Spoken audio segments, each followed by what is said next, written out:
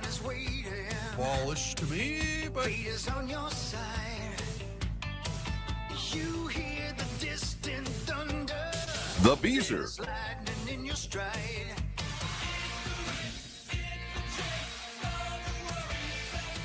For the warriors. Never giving up the lead. To take it to the top. You're never gonna stop. Hi, welcome to the Power Trip Morning Show. Thursday, Feb 5. Feb 5. We are all here. That's Sauce over there. There's Chris over there. There's Zach over there. My name's Corey. Hi, Corey. Can't wait to hear what Tommy says today on and off the air. You never know. Spin Not the here wheel. today. Kids say the darn. What are you talking about? He's not here today. He's in Florida. Oh, God. Did he tell us that? I think so, and I was texting with him last night because he was texting me, and I was texting him amazing hot rods about 18 times. And then he said, well, you guys were talking about baby birding. And he's like, remind me next time, and I'll tell you a story Oh, about dear it. God. And I go, wait, are you not in tomorrow? He goes, no, I'm in Florida. And then he sent me, What a buzzkill. where in Florida and what the area of Florida he's in is called, and, you know. Yeah, the gayborhood, he said. Yeah. Okay, I do remember this Yeah, from I a do week remember ago. that. Dang it, he said Yeah, the gayborhood. Damn it. Damn it, he is gone today. Yeah. He's not allowed to do that. But he'll be back, I'm pretty sure, next Thursday. Well, that doesn't What does work that for do? me. Yeah, what does that do for us today? Doesn't do anything for me at all. What am I going to do? No, it does zero. But Now I we just have wanted to you talk guys to know. football with Lieber and .com Tom. Yeah. Yeah. Yeah. By the way, I was going to see if Tom was going to play or could play initials tomorrow, but he said he can't because he's in California. So I assume he's California. going to be Beautiful. checking in super early from Yeah. Santa Clara / San Francisco. There were a bunch of rumors about the Vikings that he shut down with Rich Eisen over the week. Such as? I think it was it was about Kwesi and KOC not getting along. He said that's false. And then there's a couple other ones that I'll figure out by the time he's on. But Cool. Did you ask Parkour Fox if he could play? Oh, tomorrow? Yeah. I asked Ryan Carter. We haven't seen our guy Carts in a Yeah. while. Oh, yeah. Seen our guy Carts. I watched him on TV last night, though he was in Nashville last night. Yeah. Parkour? What a game that was. Yeah, outstanding. Yeah, because Parkour Fox yesterday was trying. Hawk and I didn't read the room well, but he kept asking, "Hey, who's playing on Friday?" And both Hawk and I are Yeah. like, "Oh, I realized it as I was walking away, Yeah. but I didn't have time to turn around. yeah." That he was like, "What?" Isn't he supposed to catch his flight tomorrow anyway? Yeah, but he's looking to hit it one more time. So he wanted to play initials and then jump on a He's flight. going to hit it Yeah. and quit it. Yeah. And by the way, the next 2 Fridays, I am going to have to leave the show early both days. So you're going to have initials players free the next 2 Fridays. Sounds good. All I'm right. in Montreal next week and Buffalo the week after that. And Right. both places, it's not easy to get to. I from, believe it. Minneapolis. Yeah. I believe it. We used to fly straight to Buffalo. I can't get a flight straight to Buffalo anymore. So where do you fly into? Well, I have to fly into Pittsburgh. There were 3 choices: Cleveland, Pittsburgh, or Toronto. Toronto, obvious complications because you have to, and I have to get from here to there on Friday, right? Where I was going. Anyway, Cleveland's always a roll of the dice because it may be 19 feet of snow. So I figured Pittsburgh was a better chance. It's a 3-hour drive, 2.5. Oh, that's it? Yeah. I don't know. Just in my mind, it feels like it would be longer than Couldn't that. agree more. Couldn't agree more. Syracuse, a little under 2 hours. Pittsburgh, a little under 3 hours. Cleveland, just 2 hours. Toronto, like an hour and 10 minutes. All of those that close to Buffalo, New York. Wow. I had no idea. So flying into Pittsburgh and driving from there. And then that's the week after. But next week, Montreal. Montreal. I'm looking forward to it, man. Never been to Montreal. Definitely want to go. Yeah. I've heard it's great. It'll be interesting to see if it's fun this time of year, but still, Yeah. you'll figure it out. Yeah. He'll figure it out for He'll sure. figure it out. I hear that there's basically legal prostitution. Like I said, I That's think our boy will be okay. that's always a fun phrase. Basically legal. Yeah. Well, here's the reason I say basically. Basically. With all due respect. Right. Sauce told me. Oh, okay. He Yeah, also but he I also said told with all us due respect. he also just told us Pellicero debunked like 7 rumors and then named half of one, Oh, I'm sorry. which is basically 7 rumors. Yeah, I don't know. Is it Zach? Do a quick Google AI search and figure out what the hell's going on with the prostitution scenario or situation. Boy. You know that, Nobody Yeah. cares what your computer says. You're not on a list. you remember when and I think it's is an Anchorman when he goes 6% of the time it works every Yeah, time. for right? Yeah. Sex That's Panther. how it was for Sauce when he was telling me about the prostitution situation because he goes like this. He goes, prostitution's legal there, and I go, really? And he goes, well. So, to Hold be on, fair, hold on, let me finish. 60% of the time, Let me you'll finish. never get arrested. Let me finish my version. You can tell the truth. okay. Because this is what I remember. Well, and I knew right then. Yeah. Okay, well, you didn't. Well, when you go into the strip clubs, they'll do anything you want. And I go, really? Well,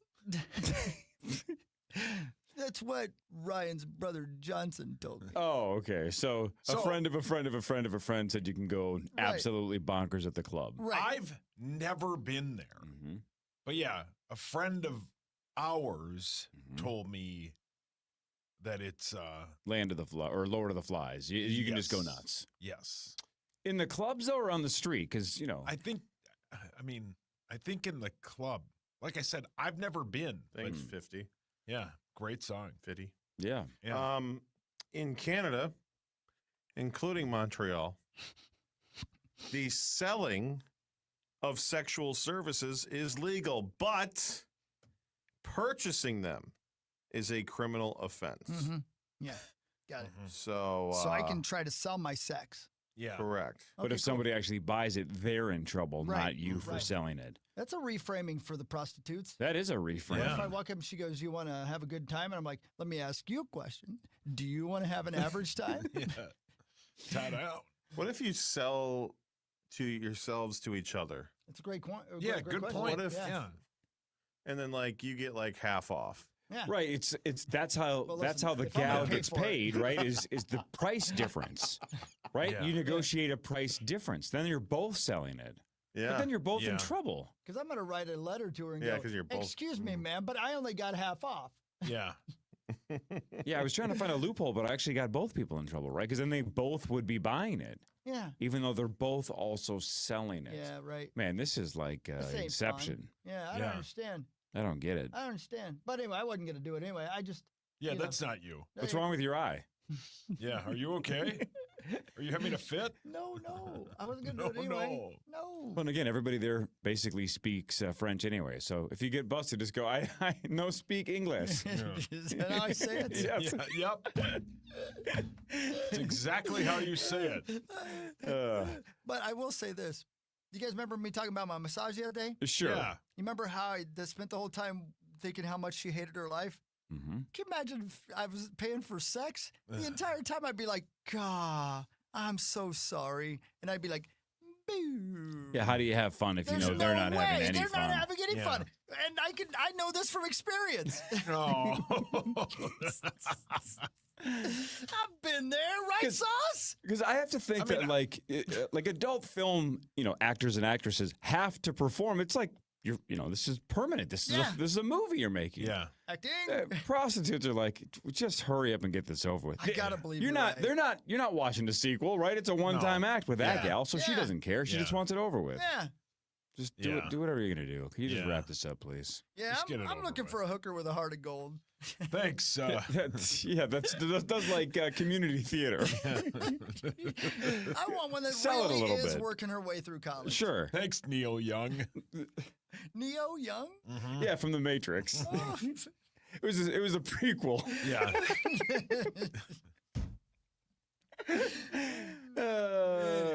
So yeah, there you go. Montreal, I said.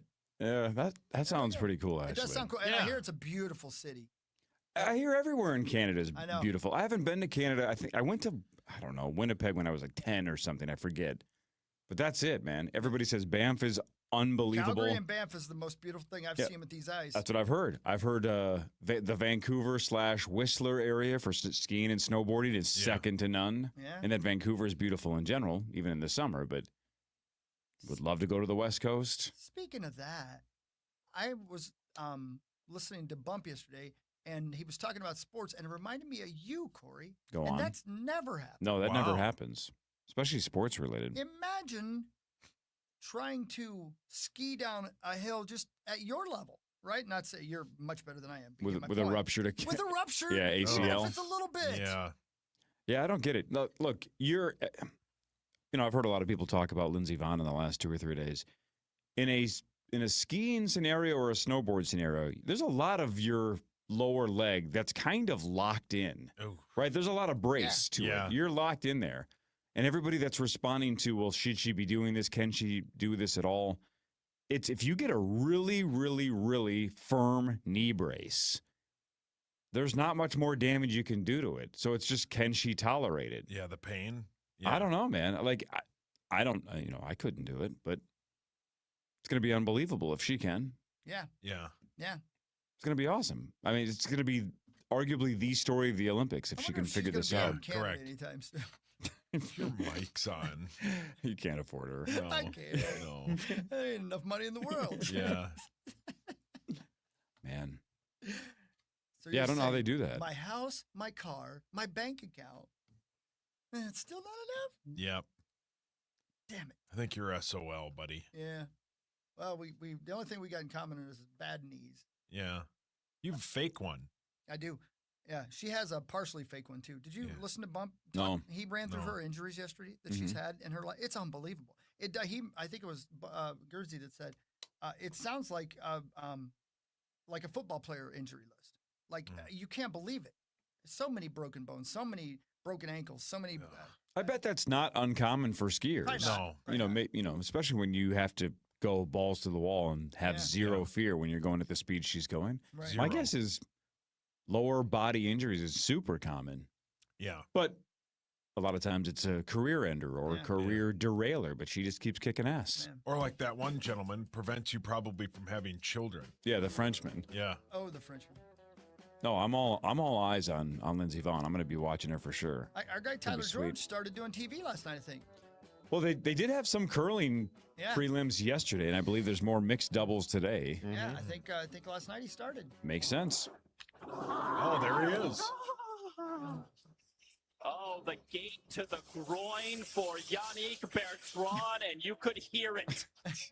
Can't wait for downhill skiing. Man, I freaking love the Olympics. They have already started technically, but the opening ceremonies are tomorrow. Then the next 2 weeks of nonstop badass stuff. Yeah. I freaking love it. You know It'll what'd be fun? great. You know what would be fun is being that it's our 25th year. We should start accumulating interviews with people like the announcer who said that. Yeah, how do we You know, find try that to guy? get him on the show. Yeah. You know, try to get the lady from Jacksonville on Well, the show. remember we met the people Yeah. at the what was it the The State Moose Fair State or Fair, TI? yeah. Where did we meet them? Where TI, they I were like think. they just flat out Yeah. Yeah, it was yeah, They called her. Yeah. they I- called her I FaceTimed with her. with the That's new right. soup lady. Yeah. Outside while you guys were doing In the Box, they came out and Yeah. they were Yeah. Yeah. We were gonna. That was nuts. Remember we tried. We were like we're gonna get her on. She wanted money. Yeah. I'm like, Yeah. you don't understand iHeart. Yep. Yeah. Good luck with that. Yeah. We'd like money as well. us first. Yeah. Yeah, there was a year we were gonna fly her in Yeah. Yeah. for the state fair, and we're like, who's paying for it? They were Yeah. like, I don't know, not us. Yeah. No way. Yeah.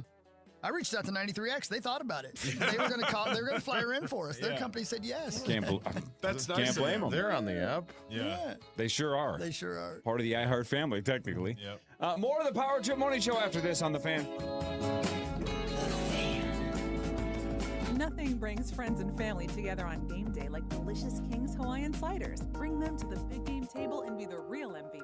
Pick some up this weekend in the bakery or deli section of your local store. Football and King's irresistible Hawaiian sliders. There's nothing like it. Every Olympic dream starts with the first glide.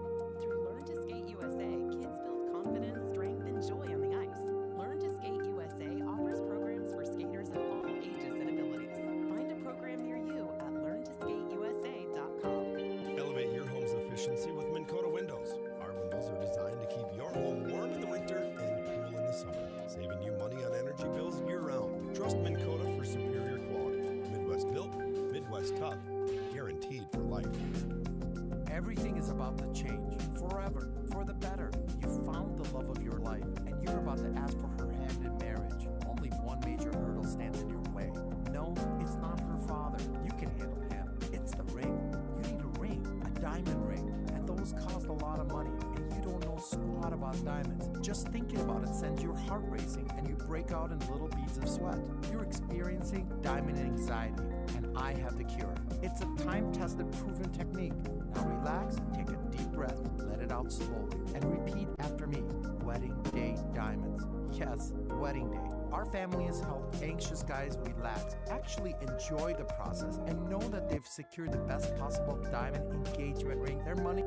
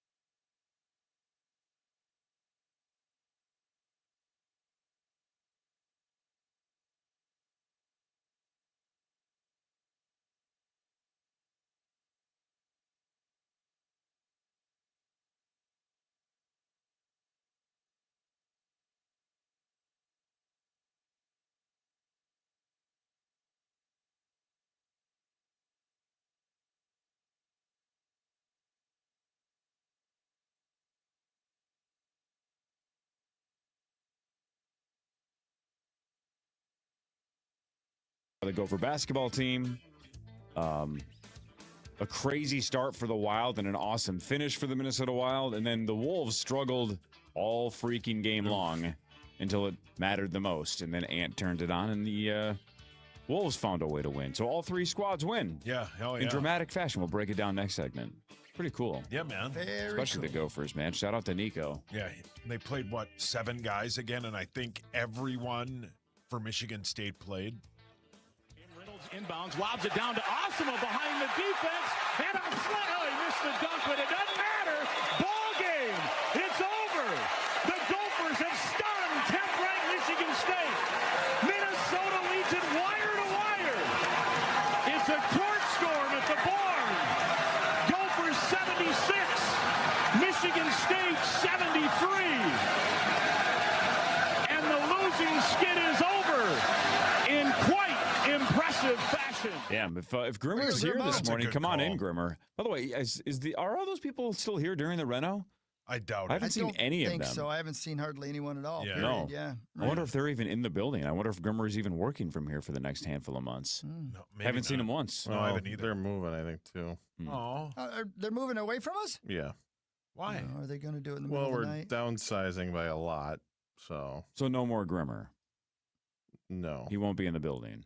probably not. Oh. I love Grim. Where's he going? Man, if you want to ask him, I I don't think I'm at liberty to say. I heard stay? a lot of it was Montreal or something. Yeah. Oh, yeah, that sounds like him. That checks out. Does He's his phone- moving to Silicon Valley to be with his girl. Does His phone told him to go to Yeah. Montreal to meet her. You know, we haven't heard from him since that happened. No, we. Oh, he's At got to all. be pissed. No. I don't even know what you're talking. I wasn't here, so I have no blame involved here. He was walking to the studio and he just heard us talk. Yeah. He's turned He around. just Turned turned around, walking around. back. He Abe Simpsoned it. Yeah. Yeah, we haven't talked to him since. No, look, people got to understand this whole station is a bunch of bits. So if you say you basically have a digital girlfriend, that's what you're known for from here on out. Yep. Yeah. You're the man! Sure, you do a million different broadcasts and you're great at your job, but you talk to a robot chick. Yeah. And now that's your entire identity. Yep. What was it's like a bad rumor in high school. Exactly. What was her name? I don't remember. He claimed that he did. I think Michael Andre. Yeah, No, it was Michael Andre. I think yeah. he claimed Daniel she didn't have one, Sanchez. Yeah. or that you he know she didn't name her. does. Oh, yeah. It's something filthy. Well, I don't know if like it's something Trixie. filthy, but cinnamon. Carol Baskin. Right. Yeah, Hawkwood. Trixie. Trixie. Those are for kids. Yeah. Mm. They still make those? Hell Trix, yeah. of course. Yeah, those are great. Wow! I don't even think people eat cereal anymore. Thank you. You're welcome, Ryan. Yeah, they do. Sure they do with With Kemp's their milk. Kemp's milk. Dude, how can you do that? Yeah, sorry. I'm not. I like how all three of us immediately knew. I meant like I meant like kids. Because you said tricks are for. I'm so stupid. People stopped having LASIK years ago. God, nobody listens to radio anymore. Sorry, I meant like kids when you said goes tricks are for kids. for kids. It was the I mean, Brooklyn Center for a car. Yeah. God, I'm so dumb. I'm Oh, sorry. God. I was going to go get chicken fingers for lunch today, but I don't think those places are open anymore. Yeah, I'm not smart. Damn it. This is what I hate about myself.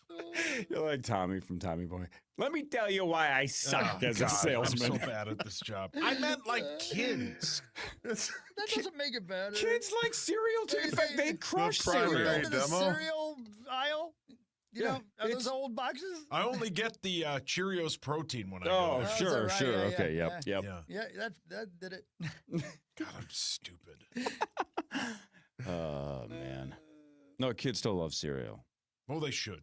They should get Cheerios protein cinnamon or the cookies and cream. Haven't tried the cookies and cream, but the cinnamon one is legitimately good. did. And Yeah, I'm it's- not paid to say that. I just agree with you. It's really good. It's legit, yeah. Yeah, I'm so dumb. I gotta try that cookies and cream. that I'm gonna sounds all right, actually. I'm going to be mad at myself for the rest of the day. They used to have that frosted Cheerios. That was awesome. I don't know if they still do, but I don't know. That is good. I don't know if they do or not either. The goat is still just Honey Nut Cheerios. No, man. the It's best so one- hard to beat Honey Nut Yeah. Cheerios. you're probably. is peanut butter and chocolate Cheerios. Those are the best. I don't think they make them anymore, but those are outstanding. Never had it. I had s'mores cereal the other day. Mhm. Yeah, that sounds amazing. It was so good. Yeah. It was I don't even know who makes it, but I can't find it anywhere else. Like I got it, I think at Coburn's, and I can't find it at Cub or anyplace else. So I got to go back to Coburn's just for a box of cereal. It's so good, and then I eat it, and it blows me up. Yeah. It's weird when you find a hidden gem at a non-Target kind of a grocery store, right? And it is some like Trader Joe's or something, and you're like, how many people buy this? Because it's amazing, but Yeah. am I one of 6 people in the country Yeah. that purchase this? Because Right. it feels like a garage band. It's 7th Street entry. Yeah, right. It really is. Yeah, Rosie gets I it. don't know when you're gonna use that, I don't either, but but I thank heard you. that yesterday. I was like, That's perfect. you're gonna drop that. Yeah, Yeah, that'll be one's going perfect. right in. Hawk, how about this? Zach just told us this during the break, last commercial break. You know, every cart number in our system holds 150 cuts, right? Uh huh. Yeah. Zach says he's now almost too full. Oh, I'm past too full. Oh, I past guess. too Yes. full of Rosie drops. My God. Which means 300 plus Yeah. Rosie drops. God. And there's no way we use all of them, but we have them just in case. Yeah. I'd like to know in a week how many I hit. Somebody keep track of that. Yeah. Well, Don't say that because somebody's going to, and I then know. we're gonna have like weekly reports for 2 years. yeah. And if we start talking a lot of basketball the next couple of days, it's going to go way up. Well, everybody's on Giannis watch today. How about the did you see this? You see the sneaky little note in the Warriors trade? No. So the Chris, this is for you. You're gonna I love was this. busy eating It really is. Cheerios protein. Oh, I didn't know people still did that. So stupid. The Warriors traded Jonathan Kuminga and Buddy Hield to Atlanta for Kristaps Porzingis. Oh, Oh, poor Zingas. But the reason why it's interesting for Wolves fans is the Warriors were one of the Warriors. Oh my God. Porzingis over in that studio. Yeah. Max is lucky he's not here. The Warriors were one of like the 4 teams that were rumored to be in the mix for Giannis, right? It's basically the Wolves, the Heat, the Knicks, and the Warriors, right? Those were kind of the top 4, right? Give or take. Well, the Warriors are convinced that the Bucks aren't trading him by today. They think if it happens, it's going to be the offseason. So they are convinced the Bucks aren't moving him. So they pivoted and took Porzingis and got rid of Kuminga and Buddy Hield. Yeah. So whether they're right or not is irrelevant. I just think it's interesting that they made this move because they think the Giannis thing is dead. League-wide, they think it's dead. He's not going anywhere. Is it Kelshi? Is that how you say it? Yep. He, according to them or whatever it is, he's a 76% chance to stay with Milwaukee. 10% chance to be traded.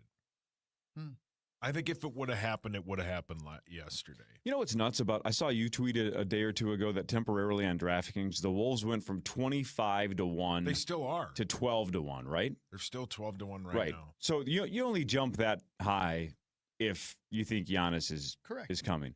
So think about what that means in terms of math for a second, and this is how depressing it is to be a Minnesota sports fan. If you are 25-1, right, that means in betting odds you have a 4% chance to win the NBA title. Yeah, man. Right? 4. If you're 12-1, it's about 8 and change.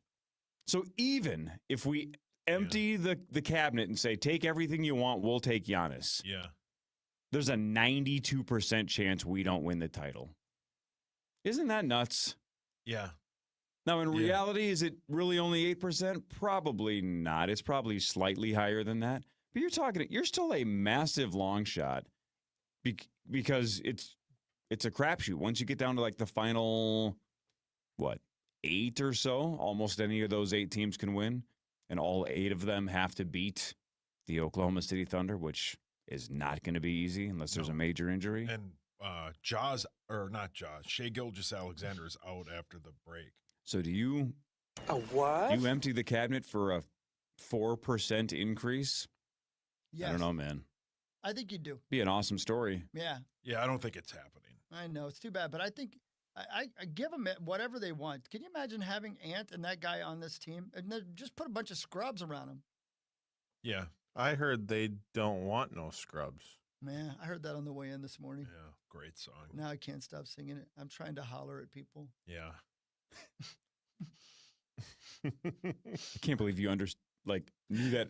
Only from the other guys. Jeez. Yeah. You're doing that on purpose. I don't know what you're talking about. God, that's such a good That's movie. such a good bit, man. Yeah. Just a throwaway bit. The whole entire movie, Michael Keaton's dropping those lines. He's so funny. Guys, I don't know what you're saying.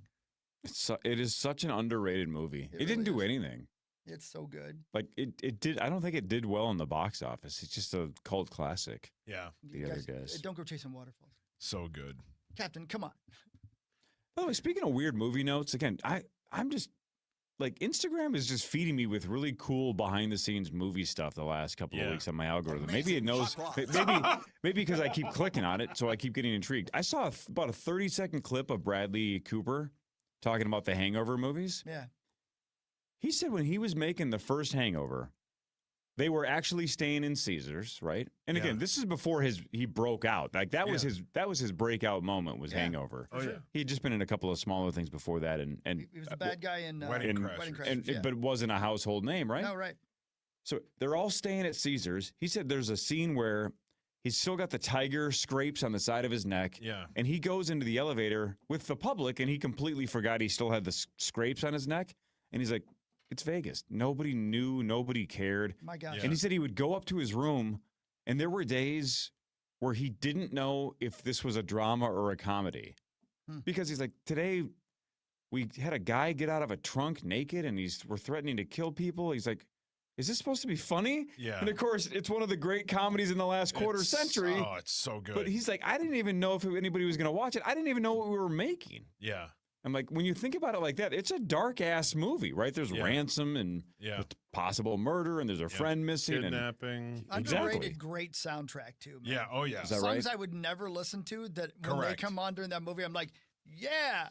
Yeah, it's a great film. So good. First one's a 10. The second one is like 9.5. The second one's like a 1. Like on a second one is so bad. The third one is a 4. Do they go back to Vegas in the third one? Yeah, the second one's like in Bangkok. Yeah, third one's got John Goodman in it, and it's a kind of a it's a circular script, but It was a perfect way to close the trilogy. yeah, right. Oh man. But I don't know, good. When he jumps out of the trunk and he's completely naked and you can't see his wiener, all I Yeah. could think about is, I feel you, brother.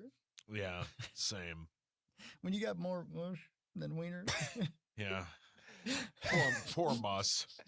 Poor It Muss. sounded like you said you got more Muss. than Oh, wiener. geez. I thought you were just referencing that's Muss's situation. No, it just sounded like you said.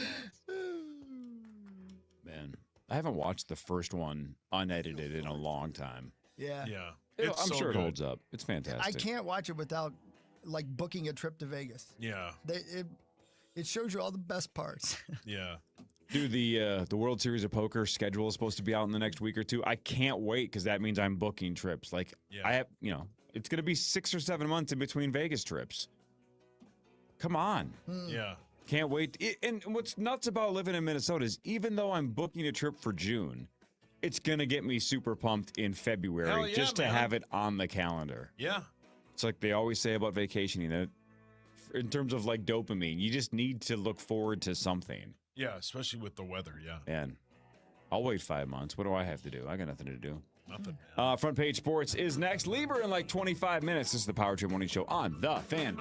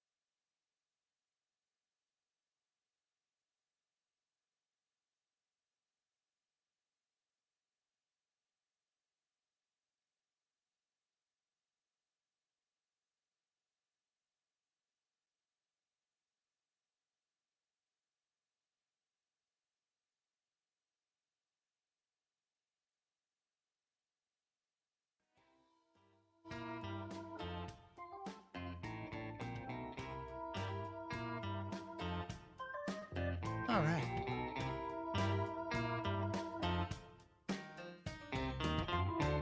All right, lots to get to, actually. There actually is a lot to get to There on really today's show. is. We should go ahead and hit the sports notes here. Here we go. Time now for Front Page Sports. That's right. Presented by Holiday Station Stores. Holiday Station Stores. Hey, shout out to Holiday's cookies, by the way. You ever had the cookies at Holiday? Yeah, they're outstanding. There's a whole bunch of them. I mean, made yeah. fresh throughout the day. Get the cookies today, man. They got chocolate chips. They got seasonal ones. Always something different at Holiday when it comes to cookies. Go get some cookies at Holiday. Oh, that sounds so good. Nobody eats those anymore. Do people though. still get cookies? I don't think they do. I'm sorry. I can't stop. You know I can't stop. We both did the exact same thing at the exact same time. Oh, sorry, Saucy. With all due respect. It's just stupid. No, you're fine. You're very smart. Yeah, you're doing great. No, I'm not. No, you were just trying. No, I've checked. You were just trying.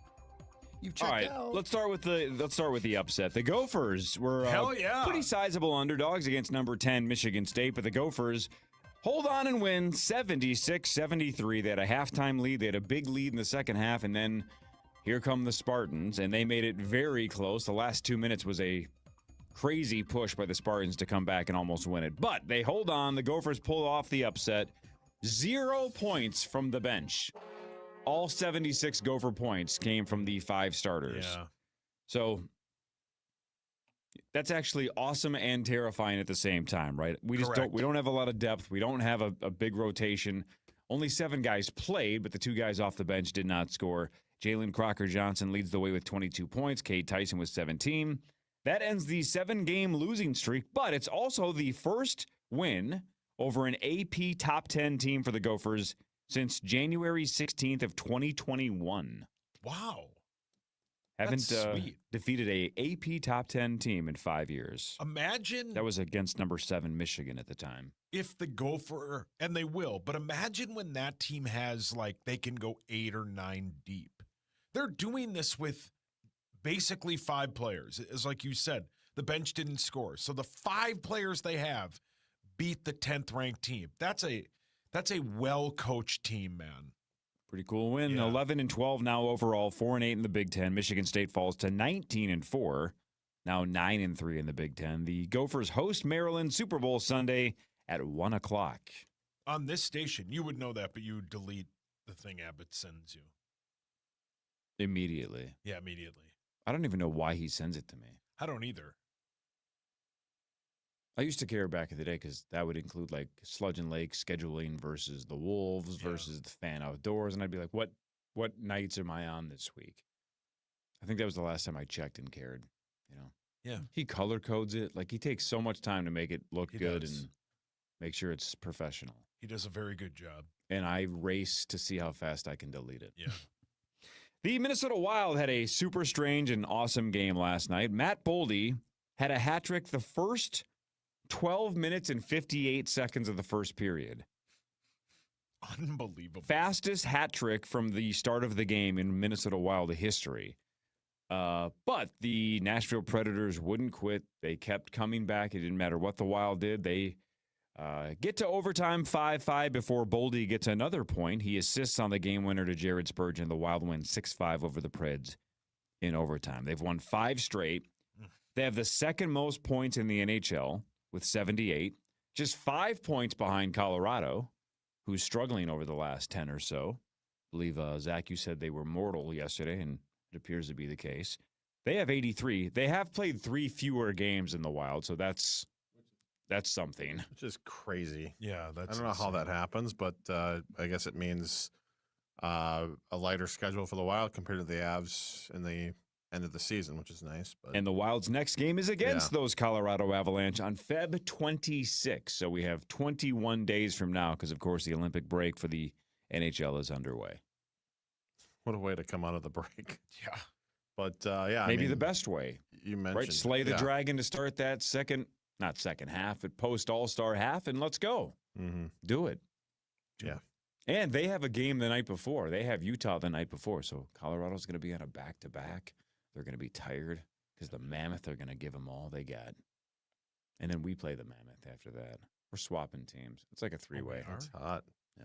I didn't know that. That's new. Yep. 6-5. Nice shot by Spurgeon, too.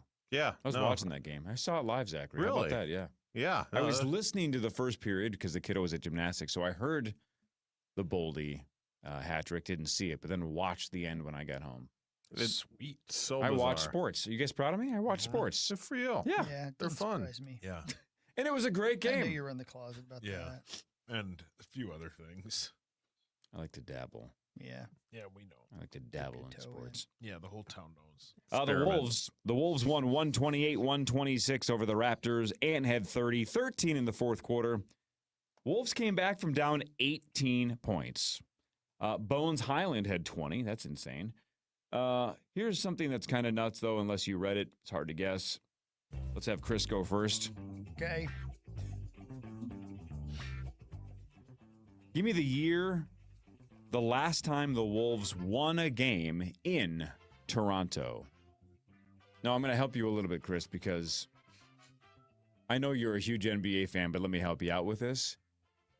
They play the Eastern Conference. They play in Toronto once a year.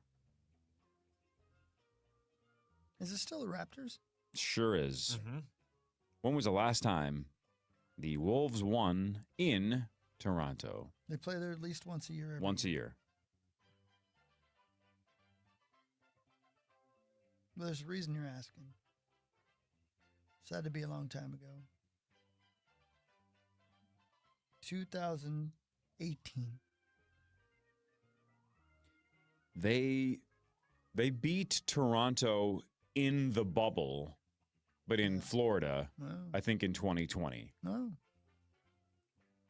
I believe that was the last time they beat Toronto, quote, on the road. But the last time they won in the city of Toronto against the Raptors, January 21st, 2004. Holy balls. Yeah. Duh. Damn. Wow. That's crazy, right? Thanks, Charlie. It's one of those weird things where it's unbelievable. the Raptors have had moments where they were good, right? They had Kawhi. They've had good They won it teams. one year, right. didn't they? They've had good teams. Duh. But there's also been some years where the Raptors were not good and the Wolves still couldn't win. Now, from 2004 to semi-recently, the Wolves were also atrocious for like a decade and a half. Yeah. So that makes a lot of sense that they lost to everybody, let alone the Raptors. Everybody. But we've had some good teams that also couldn't beat the Raptors. But that streak's finally over. First win in Toronto since 2004. They looked like a team last night in that first half that knew this was the last game. Most of them would be playing together. And then they outscored them in the fourth, and Anthony Edwards, his core said he just took over. But it looked like a team that was like, well, this journey with us is over, so let's just go to the next game. Hi, meat. Hey, babe. Do you think in any way, though, it's a little bit telling that all of the pieces that are rumored to be a part of the possible trade all played? Yeah, you knew this trade isn't going to happen when they all played. They all played deep into the fourth quarter. If last night at like 6:15 it had said, "Hey, we have a roster update. So and so aren't playing the game tonight," you knew something was up. It's less than 0.5% that the Wolves acquire Giannis today. That would be my guess. Duh. Thank you, Charlie Sheen. Good question. Thanks, Max. Less than 0.5%. Yeah. Interesting. I would be floored. I if get it out of happened. bed. Oh. Okay. Floored. Could you see them maybe finding a way to pull off the Giannis trade? I mean, there's a way, yeah. Could you see them just staying put and keeping everybody on the roster and not making a move? Also a possibility. Damn, dude, really? Yeah. Man, you got good sources. Thanks, man. Yeah. Did you tweet that? No. Oh, so it's not on the record? No. I said it, though, at 6:17 on February 5th, 2026. I hope people remember that. Otherwise, why even say it? Correct. You know? But I'm here for you. Thanks. We'll come back and do What Really Matters, more scores and stats around the world of sports. Ben Lieber joins in like 10 minutes. I got a whole bunch of questions for him, and obviously we can preview the Super Bowl. Yeah, man. But I have travel questions for Mr. Lieber. Oh. For Mr. Lieber. More of the Power Trip Morning Show after this on the Fan. Your phone to your car.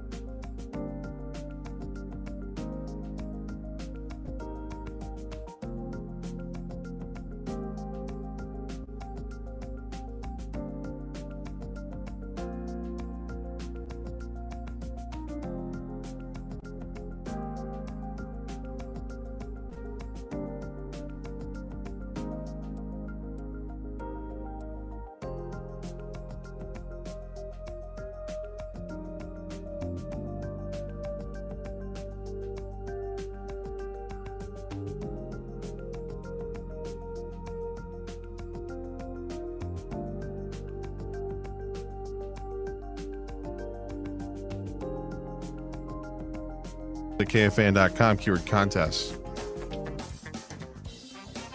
All right, Zacho. Yeah, well said, Zachus. All right. Should we do That's what really matters. Right? Brought to you by my friends at Ovo LASIK and Lens. Change your life and get LASIK at Ovo. Right off of 394, The Legends of LASIK. Dr. Mark Lovenoff and Dr. David Whiting. Thanks, Ovo. Thank you. Yeah, man. Thank you. There are some statistics that I'd like to share with you now, and they are numbers. Check this out. Thanks to Casey on Twitter. You know, the Gophers upset number 10 Michigan State last night, right? Yeah. They won 76-73. But Casey sent us this Gopher stat. This is kind of nuts. The Minnesota Golden Gophers are the only Division I team in the last 30 years to have 0 bench points, to get out-rebounded by at least double digits. They were out-rebounded by 16.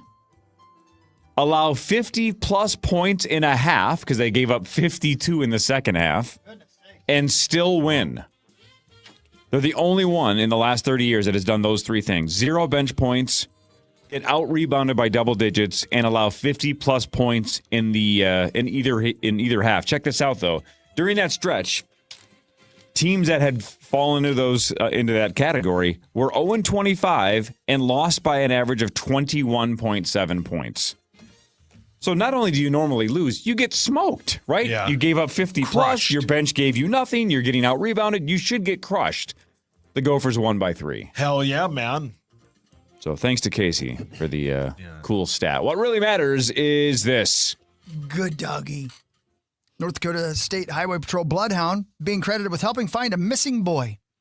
Canine Officer Gary. That's a good name for a doggy. Yeah. It's a person's name. Mm-hmm.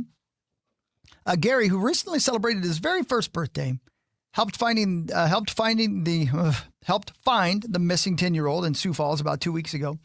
The puppy braved frigid conditions of -9 degrees to help safely bring the boy home. Gary helped search for the child for about 19 hours. Oh. Sioux Falls police say they are thankful for the partnership they have with the North Dakota Highway Patrol. How cool. Good job, Gary. Hope the little boy's okay. Well done, Gary. Yeah. Way to go, Gary. Gare Bear. Gare Bear. He did it. Good job, doggy. That's a good dog. The Detroit Tigers signed left-handed pitcher Framber Valdez to a 3-year, $115 million deal. He's 32. He has spent all 8 Major League Baseball seasons with the Houston Astros. Yeah, that was somebody that a lot of people with a lot of good information said he was going to be a Minnesota Twin, but he is going to a different team in the division. But then you see the money he got, and you're like, you're telling me the Twins are going to give a pitcher almost $40 million a year? No chance. 0.0. It wouldn't give him $40,000 a year. No. They were trying to acquire that new Wolves guy, cash considerations. What really matters Oh, that's funny. You're funny, Zach. What really matters is this. Nintendo's Switch 2 is now its best-selling gaming console ever. The video game giant revealed the Switch 2 has sold more than 17 million units since it debuted last June. Wait a minute. That sold more than the Wii already? Yeah. Damn. It's sweet, dude. It is cool, but still. The console is on pace to hit 19 million units sold by the end of March. Nintendo noted it's sold 7 million Switch 2 consoles in the last quarter than it did in December alone. Man, yeah, Mario Kart World is legit. Yeah, so it's very fun. Donkey Kong Bonanza, super fun. I just wish they had more original content that was need more original big. content. Yeah. A big deal. Yeah, and I don't know if a new Mario game every year would help, but it would I would definitely buy it. Weren't they coming out with a new Zelda game? I mean, they came out with Tears of the Kingdom. Oh. What was that, 2 years ago? Did you play it? No. Wife did. You bought it, though. Wife played it. Yeah. Are you not allowed?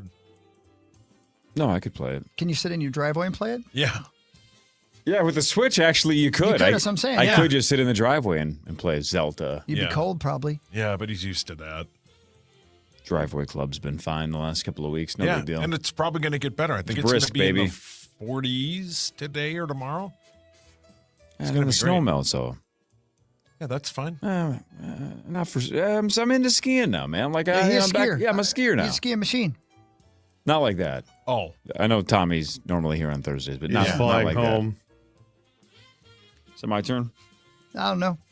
I'll give you one if you want it. What really matters is this. A Finnish. Finish him. A Finnish eyewear company, IXI, is working on a new type of smart reading glasses. Calls its products autofocus spectacles, saying its glasses can correct vision while on the fly. I still think this is fascinating. We talked about it when they were at CTS or whatever it is. They contain liquid crystals and a built-in eye tracker and are made for people who typically use different specs for distance and reading. The company also claims its eyeglasses look normal, won't make users look like aliens. Autofocus spectacles aren't on the market yet, and when they do come out, possibly later this year, the price tag is expected to be about $1,000. I will buy one of those immediately. Right. Yeah. Immediately. But there'll have to be different lenses for each eye. You know what I mean? Like, I think this whole idea is fascinating. Hi, Ben. Hi. Man, science, right? Yeah. Am I right? I mean, that's just fascinating. It's going to be able to look at your eye and see that you need to see better. How in the hell is that? I don't know, man. I'm just glad it happened. The great William Nye once said, "Science rules." He sure did. He did. Yeah. He's a science guy. You'll be shocked. I was terrible at science in high school. That does not shock us. You are correct. Terrible. No, wow. You had to say that out loud? Well, I hadn't spoken in a second. That's yeah. true. Did you take chemistry?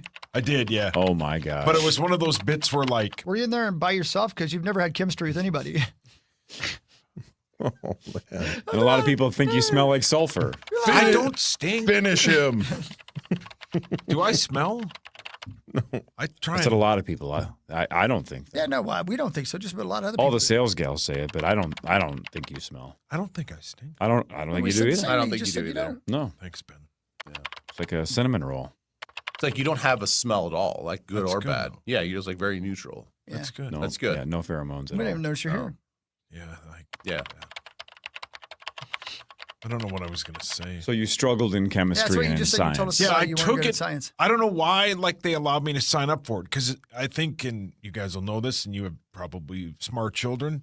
If you take, you're supposed to be at like one of the math levels to be able to take chemistry, right? Like those kind of coincide together, right? I think so. Like you I should think be so. able, because there is math in chemistry, right? Lots. I thought chemistry was required at most schools. Though. See, I thought at Math least is the entry level Yeah. chemistry was required, but Yeah. Well, maybe, but I was hideous at it. the only thing that was Believe super it. memorable about the chemistry class that I was in high school was, for some reason, it was a class full of mostly my friends and mostly dudes. Mm-hmm. There was a smattering of girls in there, and it was the not class. nice. It's the class where we would hold our farts from first period so that we could do them in chemistry in second period.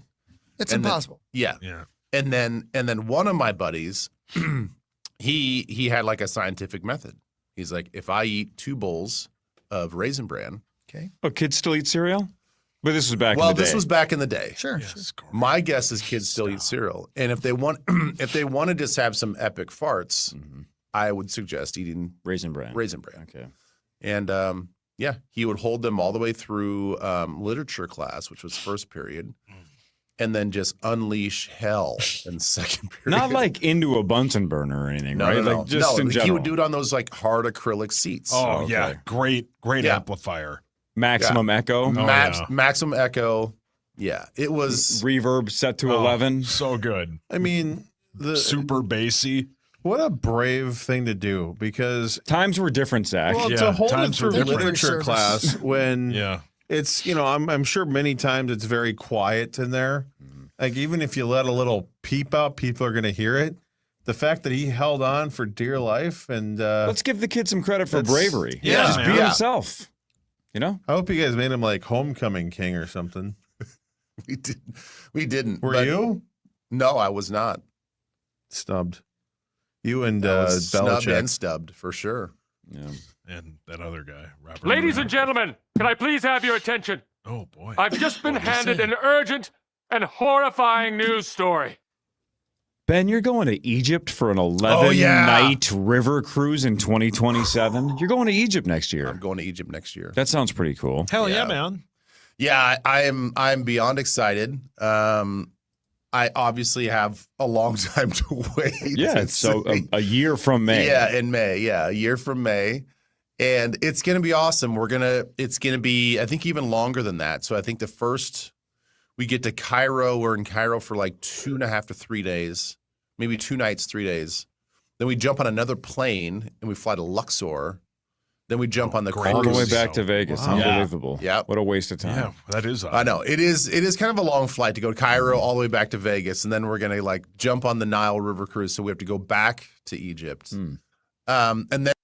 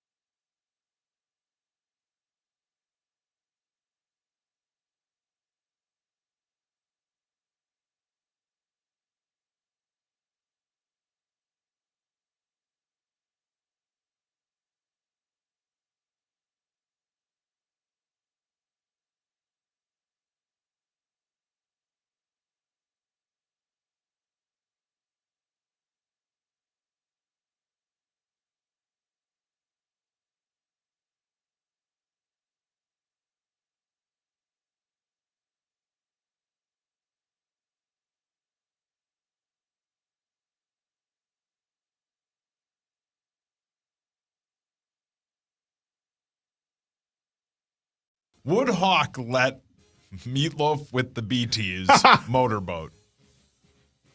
Well, yes, but I'm more concerned, like, how would you do that to death Yeah. for somebody? Suffocation? yeah. I knew you were going to say that. No breathing. Yeah, brilliant.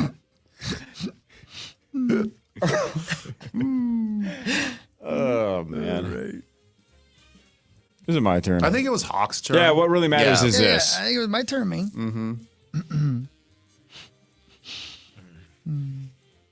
A 75-year-old man is the oldest person to finish the Arrowhead Ultra 135 on foot. Not on 1 foot, on all foot, 2 feet. I'm going to start that again. Yeah, why don't you try that again? A 75-year-old man is the oldest person to finish the Arrowhead Ultra on foot. Michael Coppy of Hermantown, Minnesota, was one of 32 people to finish the 135-mile race on foot. The Arrowhead Ultra is considered one of the world's most extreme endurance events, and Coppy finished the course in just under 60 hours. 135 miles. I don't understand. What do you mean on foot? Like it's like a hike around the Arrowhead, like around Lake Superior. So there's no triathlon to this. This is just walking or running. Yeah, and not getting eaten.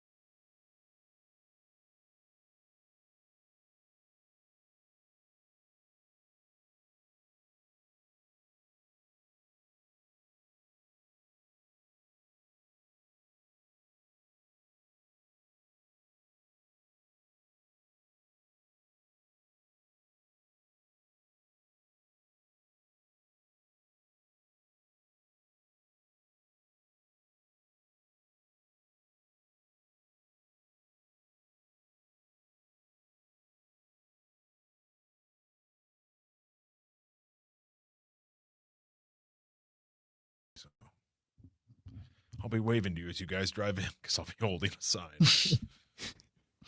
Would ask cock if he would bang ugly women for money. Wood ass cock. I said hawk.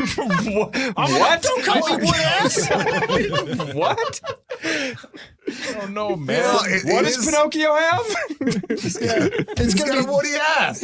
It's gonna be so tough for you though, Sauce, because your sign's gonna say "We'll walk for food." Bro, No chance he will. No. We'll sit for food, No, I'll maybe. be sitting down begging. We'll walk for fun. Oh, yeah. Food's definitely just going to have 1-0. Yeah. You meat sauced it. You spelled it wrong. God, you didn't even spell check sauce on your own sign. No. Good bless. Anything helps. Yeah. I'll spell my name wrong. Yeah. Seuss. What's your name on your sign? I don't know, man.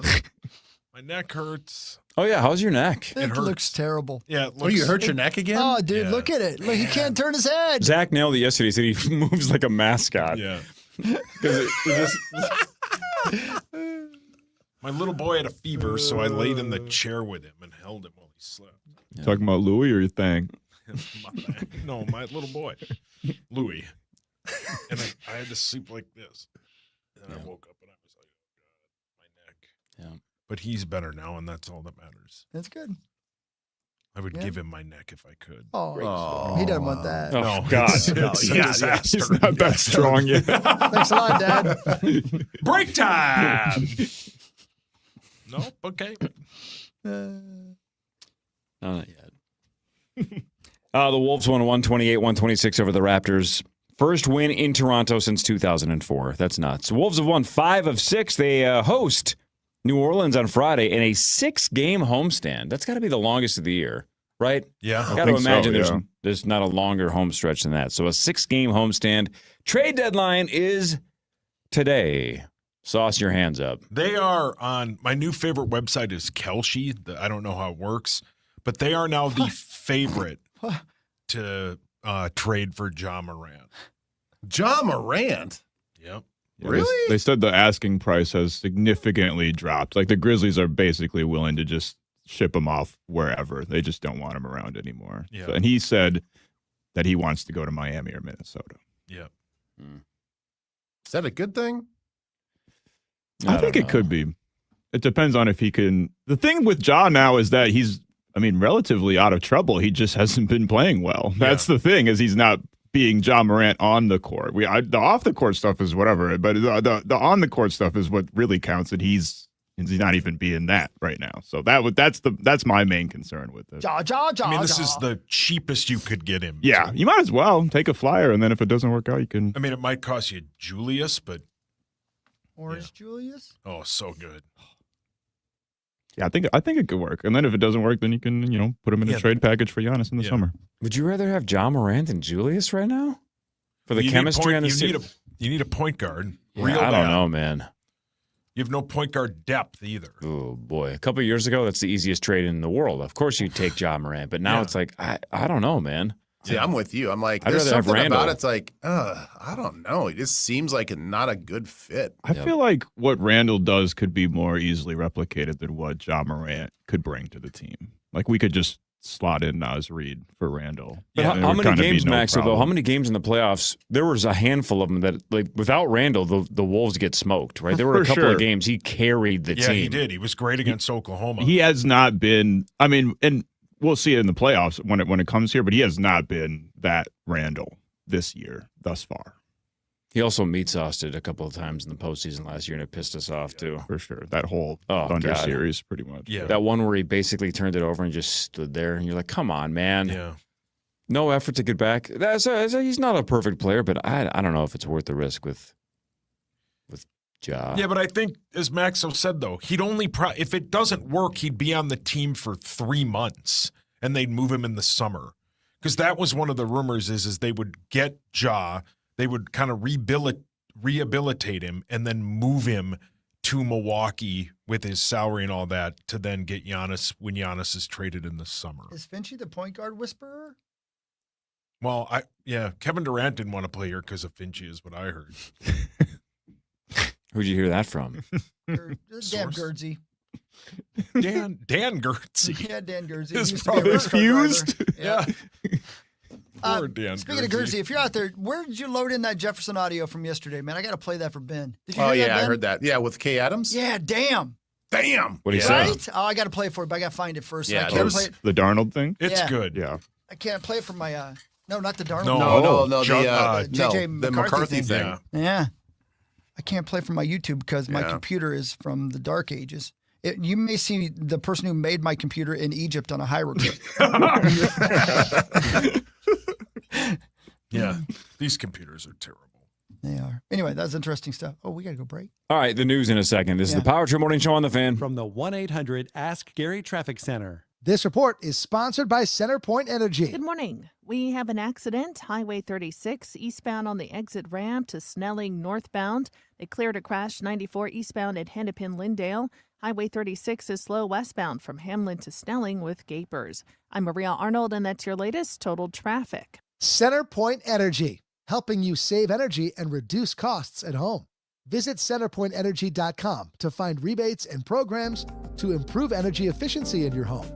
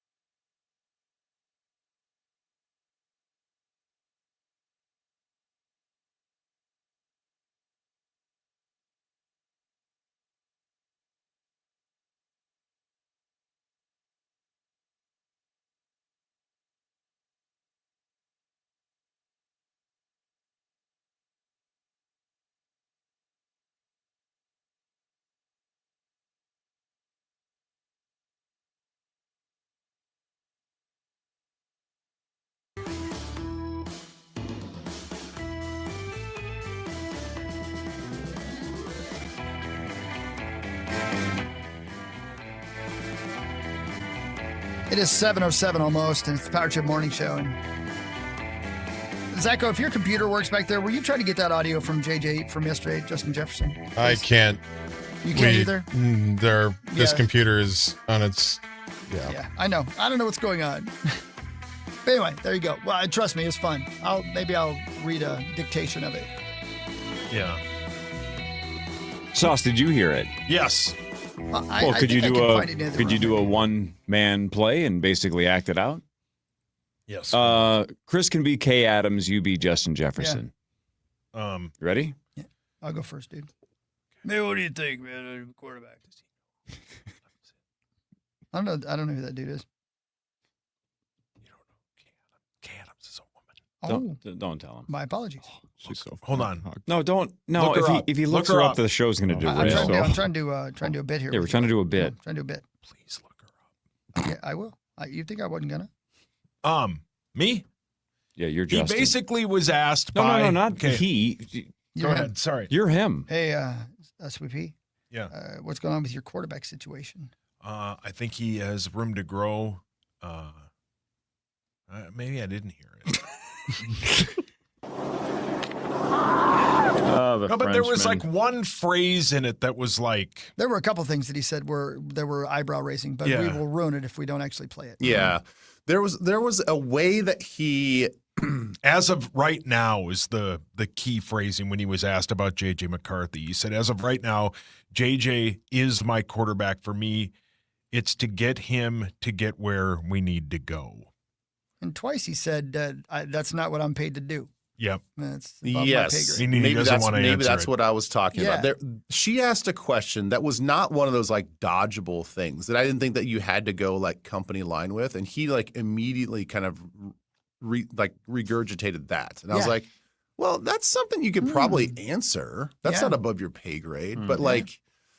So I was like, why are you being protective with that particular answer? But I also get it. It's Super Bowl media row, and there's like you're probably bopping around to different things. And I just DM'd it to you, Hawk. Oh, thank you, buddy. You can play it over your. You know what I find about, and again, I'm blowing the Vikings news talking about it now, but the thing that she said in asking her question that really struck me was she's sitting there talking to JJ, and he's not in the Pro Bowl, and that's not his fault. Do you know what I mean? Yeah. And that's got to burn his ass. Yes. Right? I would think that for a guy that's that competitive. And that good, maybe the best wide receiver. You know, where even Jerry Rice is saying he's the best receiver in the game, and then he doesn't make the Pro Bowl, and then Shadur Sanders does. Yeah. It's like the whole thing's like a little ridiculous. That's why I think we should abolish the Pro Bowl. Not only because I know that you guys love watching it. It was so good. You guys, I know you guys love we watching FaceTimed it. the whole thing. And we FaceTimed, and we were sitting on the same couch. Yeah. In the same room. I believe it because you guys, there's a passion that burns inside both of you about this. But the voting process is completely flawed. And I've kind of ranted about this before, but players don't care. I mean, as far as the voting goes, like they are so clueless. They're so dialed in and have such tunnel vision during the season. They don't know what other people are doing. They look at the stat pack that they give you, and they literally just circle the guys at the top of the list. That's all they do. They don't meat sauce it. They meat sauce it because they don't. It's also in the middle of the season, end of the season. They're tired.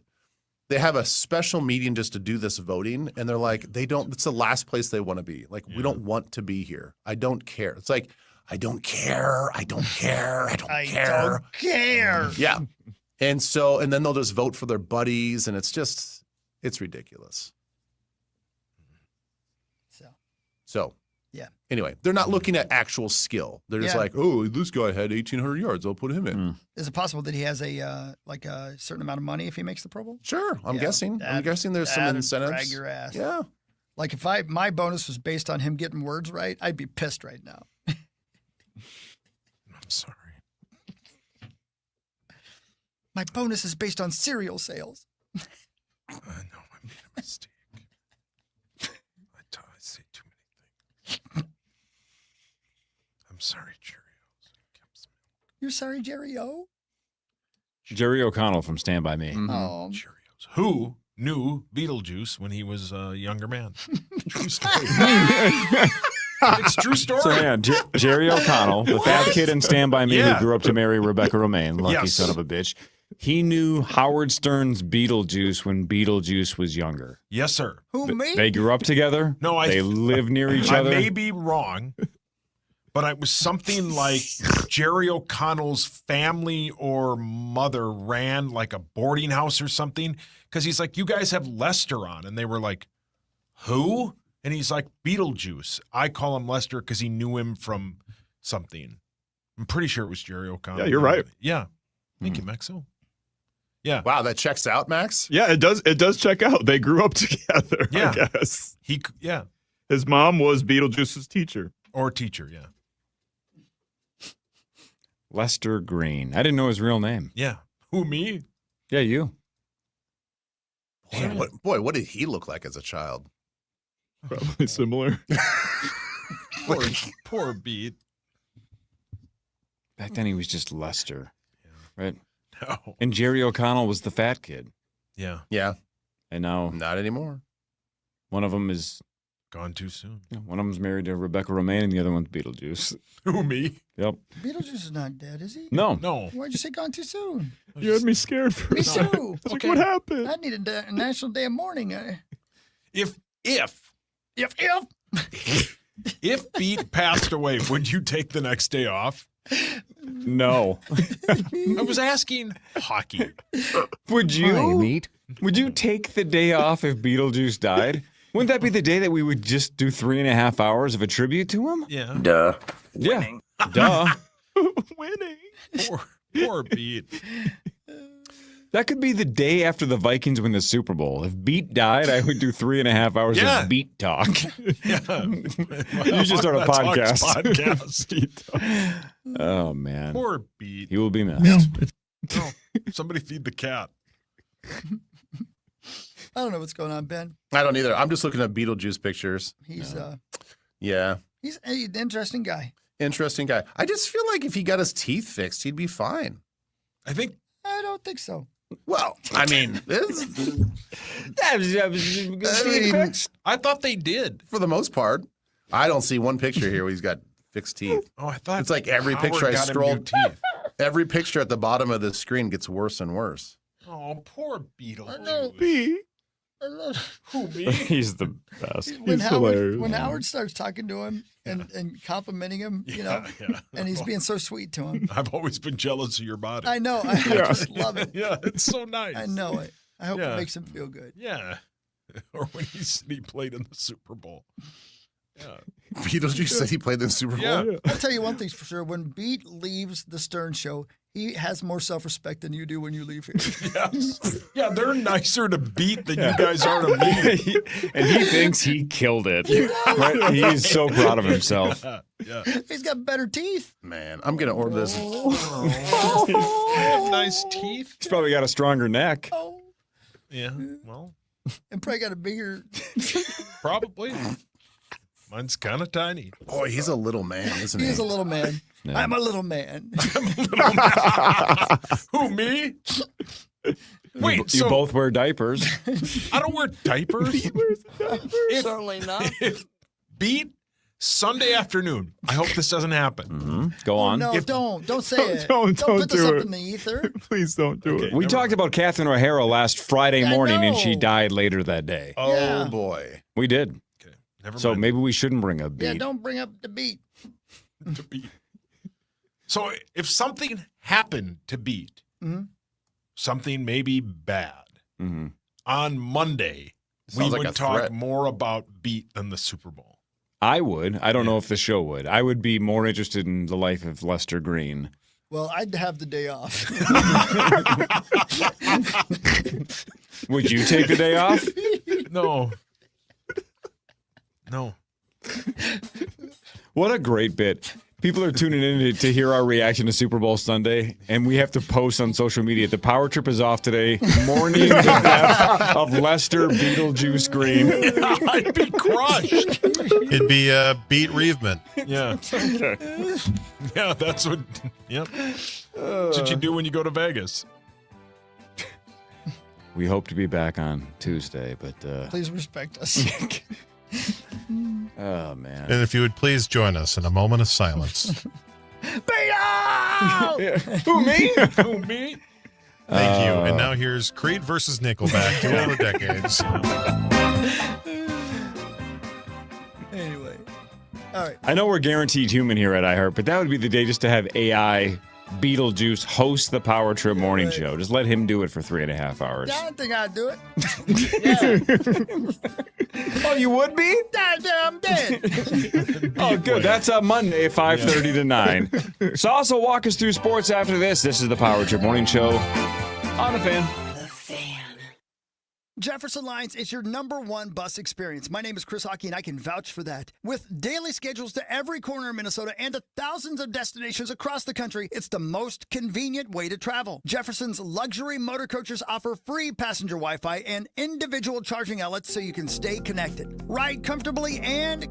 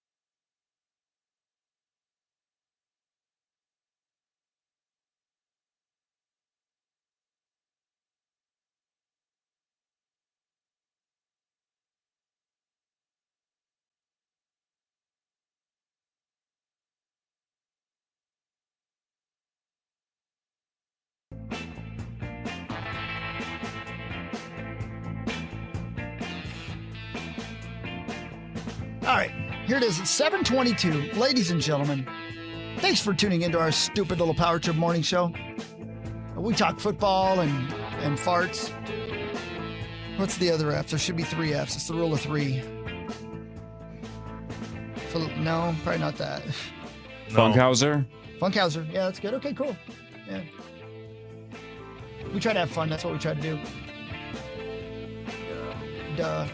But right now, we're going to talk some sports. Because we had a good night in sports, Benjamin. Sure. Yes, we did. It's time for Fan 5 on the Power Trip, presented by All Around, your TimberTech deck building contractor. The Golden Gopher men's basketball team beat 10th-ranked Michigan State last night, 76-73. Your Gophers snapped their 7-game losing streak. They had 0 bench points. They will battle Maryland on Sunday at 1 o'clock. Can you believe it? I want to play the end of the game again because it's such a good call from Mr. Michael Grimm. But what a great win. Anybody? Huge win. That It was was awesome, huge. dude. Yeah. I know. I'm stalling trying to get to the audio. It is weird, though. You know, the Gophers have had like 3 signature wins this year, but then stumbled against teams like Penn State, where it's like they were 0-10 in the Big Ten and you lost to Penn State. But then you come right back and beat Michigan State, and they're ranked 10th in the country. It doesn't make any sense. But Inbounds, lobs it down to Osimo behind the defense, and a slant. Oh, he missed the dunk, but it doesn't matter. Ball game. It's over. The Gophers have stunned 10th-ranked Michigan State. Minnesota leads it wire to wire. It's a court storm at the barn. Gophers 76, Michigan State 73. Skid is over in quite impressive fashion. I think you guys, I don't, this off the top of my head, so you guys correct me if I'm wrong, but think about this for me if you would. Is there any sport in which it's more likely to have that kind of upset than college basketball? I don't think there is. No. Probably not. No. Hockey. No. You think so? Hockey? You think it's more likely? Especially in the playoffs, or in the postseason. Yeah, but technically, if you're in the playoffs, it's not going to be an upset. right. Yeah. That's a good way to think in college hockey playoffs. Oh, I don't know about that. And in basketball, I mean, we've had 1 versus 16s getting because it's single elimination hockey. I think. Yeah, but we're talking about sports people watch. I didn't want to say it. Thank you for saying I know. it. I hate to burst your bubble, but like the main sports. Oh, you guys are real close together and about to fight. Zach's fine with it. He just surrendered like a doggy. No, I mean it's no. You know what? But college hockey's great. The only reason I agree with Ben is because I really don't know much about college hockey. Well, you know no, that's what I mean? the thing. I don't think anybody that's what I'm saying. if an upset like that happened in college hockey during the playoffs, I think it might get a few blips on some sports shows here and there. Right. But like an upset like that happened last night. I mean, it's like leading on Sports Center right now. Like, Three upsets that happened. What do you last think the Gophers would be ranked if we ranked every team that played college basketball? What do you think their current ranking would be? Out of 130 teams or whatever? Oh, it's way more than that. College basketball is more than because football's 130-ish, Yeah. right? I think basketball is 3 or so. Yeah, it's a huge number. Damn. So But still, if you're a 80s, Power 5 70s? conference, maybe you're in the 100-ish range, 80 to 100, somewhere in that range, right? Yeah. Yeah, there's 364 to 365. What the hell does that mean? It depends on what day it is. Yeah. There's a leap year. So there's a lot. All right, just for argument's sake, let's say they're the 100th ranked team in the country. Yeah. Even if they might be a little higher than that. Pretty crazy to have the 10th ranked team lose to the 100th ranked team. Yeah. Yeah. That essentially never happens in college football, right? Almost never. Right. The stars would have to align. Yeah. Well, If that's you why put the a number CFP on the doesn't really Gophers work. ranking, that makes it like a bigger upset in your mind because you just say like, oh, an unranked team that's not very good. Right. Okay, but if you say like the 100th ranked team and the 10th ranked team, That happens once in a while in tennis, right? Where somebody that's ranked like 87th snipes one of the best, and you're like, how in the hell is that even possible? But it just happens. Yeah. And That's the again, beauty that's of a sports. one-on-one thing too. Like, so a Right. guy may come out and he might have the runs. You know what I mean? Sure. But Right. like an Or like a entire fight. team beating. Yeah, right. One team beating another team and it being such a giant upset. That just seems like a college basketball thing, which is the reason I think March Madness is so popular. It's the best. The right? best. The first rounds first weekend is the best. But they do. Mm-hmm. That's why you pick 16 seeds, Hawk. But it's because I'm an underdog. Yeah, he's cool like that. That's what I roll. Has anybody I'm sorry, complained Zach. on? I feel bad Has anybody for Zach. complained on Twitter about the storm, the court storming? There we Jeff go. Lambert complained about the stork 30-some years ago. Oh God. No, I haven't seen it. I don't know. I hope think nobody's hopefully complaining they about the maybe court let the kids storming. have fun. Yeah, Right. that's a big win, man. Huge They played, win. as you said, Corliss. They didn't score a bench point and won. Yeah, they 0 play points. basically I gotta be 5 honest with you. I don't know what guys. that means. Tell me what that means. I'm sorry. Nobody All off their the bench starters. scored. Yeah. All 76 points were from the 5 starters. That's Holy crap. That's pretty And, rare. and they play like 6.5 guys, basically, because Yep. they're injured and they don't have a lot of depth. Look, I think the 3 upsets that happened last night in college basketball, all 3 courts were stormed. Cool. Have fun, kids. Portland Yeah. beat Gonzaga. Who cares? Yeah, go for it. We beat Michigan State, and then there was another big upset. Yeah. Like, go for it. Yeah. Get after it, man. Get done. Do they still do the NIT tournament? Yes. Yeah, but I think a lot of teams are like, Yeah.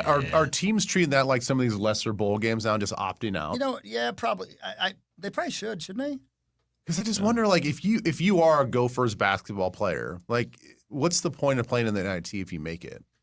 Especially since we have a lot of seniors on the team. It's like, unless you want to just play, unless you know your quote career is about to end and you just want another game or two, because then after that there's I guess nothing left. Whose isn't? I mean, tie down. How many G League guys do we got? I got it. Thank you. No idea. Yeah, I don't know. But that doesn't help recruiting, does it? No, I don't think Maybe so. they just like playing ball. I think they get money though. Like the program would get money, and I would The imagine the movie players from get the a free 90s? trip to New York if they make it. Oh boy. New York's badass. Yeah. Yeah, I don't know. Yeah. Anyway, huge win. Yeah. It's good. The Wild beat the Predators, and the game had a lot. A Matt Boldy natural hat trick in the first half of the first period. Quinn Hughes had 2 more assists. The Wild. So hang on, can you explain the natural hat trick? We were asking you about this off the air, right? This is a sport people watch. It's 3 in a row, right? Yeah, 3 in a row uninterrupted. But that is by your own team? Technically by either team. Some people counted. Okay, then it wasn't a natural hat trick because they scored in between. Not because it was 2-1. Typically, no. I mean, some people, like I said, it's fuzzy. Some So people, we don't even know the definition of natural hat trick. Okay. But I think the common understanding is it's 3 uninterrupted by anybody. Is there like a size difference between these? Like, is there a big natural hat trick? Man, answer the question. Do that joke on Twin Cities Live. Yeah. Answer the question. I couldn't even get through Please, it. No. answer the question. okay. Again, twice now, you've asked the question I wanted to ask. Twice. All right. According to AI, a natural hat trick in ice hockey occurs when a player scores 3 consecutive goals in a game without any other player from either team scoring in between. Which that means then it was not a natural hat trick. So because Nashville scored to make it 2-1. Yeah. But you know what? They look like natural hat tricks. Yeah. Yeah. Well said. Yeah, it Well looked done. kind of, when you're watching, kind of looked and felt like a Yeah, natural. that's what I thought. I mean, you're not watching because it's hockey, but No, it's Yeah. college College hockey. College hockey. Yes. Oh yeah, the 10,652 watched the Gophers beat the Badgers last Saturday. Remember when he which said is a minute ago he almost as wasn't big bothered as by the which is almost as big as the 8,994 that watched the college basketball game Did they across put the that on street. SportsCenter? I must have missed it on SportsCenter. Oh, okay. I mean, we're in national talk show. Hi, everybody in North Carolina. Back to you, Sauce. Are we big in North Carolina? I think so. The Wild were up 3-1. Then they gave up 3 straight goals. And then they had a overtime winner by your captain, Jared Spurgeon. Your Wild finished the Olympic break at 34-14-10. Start the break. Start the break, yeah. Sorry. Go back to yelling at Zach. The I wasn't. Wild's next game is on February 26th at Colorado against the Avs. Nailed it. Zacco, your Yeah, I'm excited to get watch the Olympics and get back in action. Obviously, what a way to come back from break against number 1 Colorado. But yeah, it's what a way. I mean, 8-1-1 the last 10, going with the screaming into the break with 10 points. Great job by the What's the Wild. deal with Volstead? Is he just sick? What's his deal? Yeah, there's been something going around. Felino was out with an illness, and so yeah, there's obviously some Oh no! some illness. Martin's going- screaming, vomiting. They're screaming into the break. Oh man, Pete. That's what's coming out the other end. That's That sounds painful. yeah. Amazing hot rods. Can that be the State Fair T-shirt? I think it should be. I Yeah. saw that yesterday too. I think it's brilliant. Yeah. Will you play it one more time? No. Okay. The Wolves trailed by as many as 17 against the Raptors last night, but then they outscored them 34-22 in the fourth to get their 128-126 win. The first time they've won in Toronto since 2004. Ant had 30. The Wolves battle the Pelicans. Maxo tomorrow at 7 p.m. Yeah, Ant had a great quote after the game. He said, "We ain't won here since Bruce Lee died," which is just hilarious. But yeah, he showed up when they needed him the most. I think he had something like 13, 15 points in the fourth quarter, and all of them came within the last 5 minutes of regulation. They pretty much were down double digits the entire game. It was kind of the signature Wolves effort that we've seen for a lot of the season, where they just seemed lackadaisical, like they didn't really care all that much. The Raptors were literally running them out of the gym. They got one of the best fast break offenses in the NBA. And then all of a sudden, the Wolves just started, getting a bunch of turnovers. Anthony Edwards turned it on late in the game, and they were able to sneak a little win out there. But Ant said he's a little banged up going into the All-Star weekend next weekend, so he might not play in the All-Star game. Maxo, what was the quote? What did he say? Because he was asked about the air ball that he had on the 3-point shot. I didn't even see that. Oh, no. it was great. He's hilarious, man. They asked him about the air ball, and he's like, "Oh yeah." And then I turned around and had this great defensive play, dunked on this guy, and then made this shot right, right after that. Yeah, You must have missed that. He went in sequence of all the things that he did right after that air ball. It was great. Let's see if I can find it real quick here. I don't know if they talked. Recaps victory on stopping 20-game lose streak. No, doesn't have that in here. Sorry. Yeah. Poopy. It is weird that if you shoot in basketball and graze the rim and you miss it, it's like, all right, you missed that shot. That wasn't a very good shot. If you airball it, somehow you are completely deficient. Yeah. The gap between fine and disastrous is about an inch. You know what I mean? Yeah, he said, Anthony Edwards says, "I know RJ Barrett was going to go left, so I cut him off and made a good play on the ball and got a steal and dunked it and told them keep coming. Then I hit another shot and they didn't want to boo me no more. That's usually how it go." He's so good. He's not wrong. He's so good. He's amazing. They got to win a title with him. What a great response. The NBA trade deadline is today at 2 p.m. 2? Yeah, it looks like the Giannis thing is probably dead in the water. I don't think Milwaukee. I think they were pump faking everybody the whole time. I'm not sure that they really wanted to actually trade Giannis before the trade deadline. And a bunch of teams are going to be in the mix now in the summertime. They'll probably get way more offers. And now the Wolves are probably in the market for a point guard, John Morant, possibly. But we'll see. They'll probably at least make some type of move today. Maybe Mike Conley comes back. That's been a rumor as well. Yeah, because they traded him and then he was traded again. Yep. So if he's bought out, he can come back to the Wolves on a veteran minimum. Yep. The Super Bowl is this Sunday between the Seahawks and the Patriots. That will be at 5:30. The pregame will start after the Gopher game on Sunday. Your Hawks are a 4.5-point favorite. So what time is that on the fan on Sunday then after the Gopher game? I would bet 3. The pregame will start. I said this in the open this morning, guys. I don't know if you feel like me. I had completely forgotten the Super Bowl was Sunday. When I woke up this morning, I was going through my morning this morning, and I realized, oh my gosh, it's still Super Bowl week. I don't know. This game it just didn't all that intriguing to me for some reason. I don't know, which is weird because not even for Sammy. No, yeah, I mean, I'm rooting for him for sure, but I don't know. I don't know. Yeah, definitely cheering for Seattle. Same. Yeah, same. And Kubiak and what was the dude's name who is the quarterback's coach there now who used to be on the Vikes too?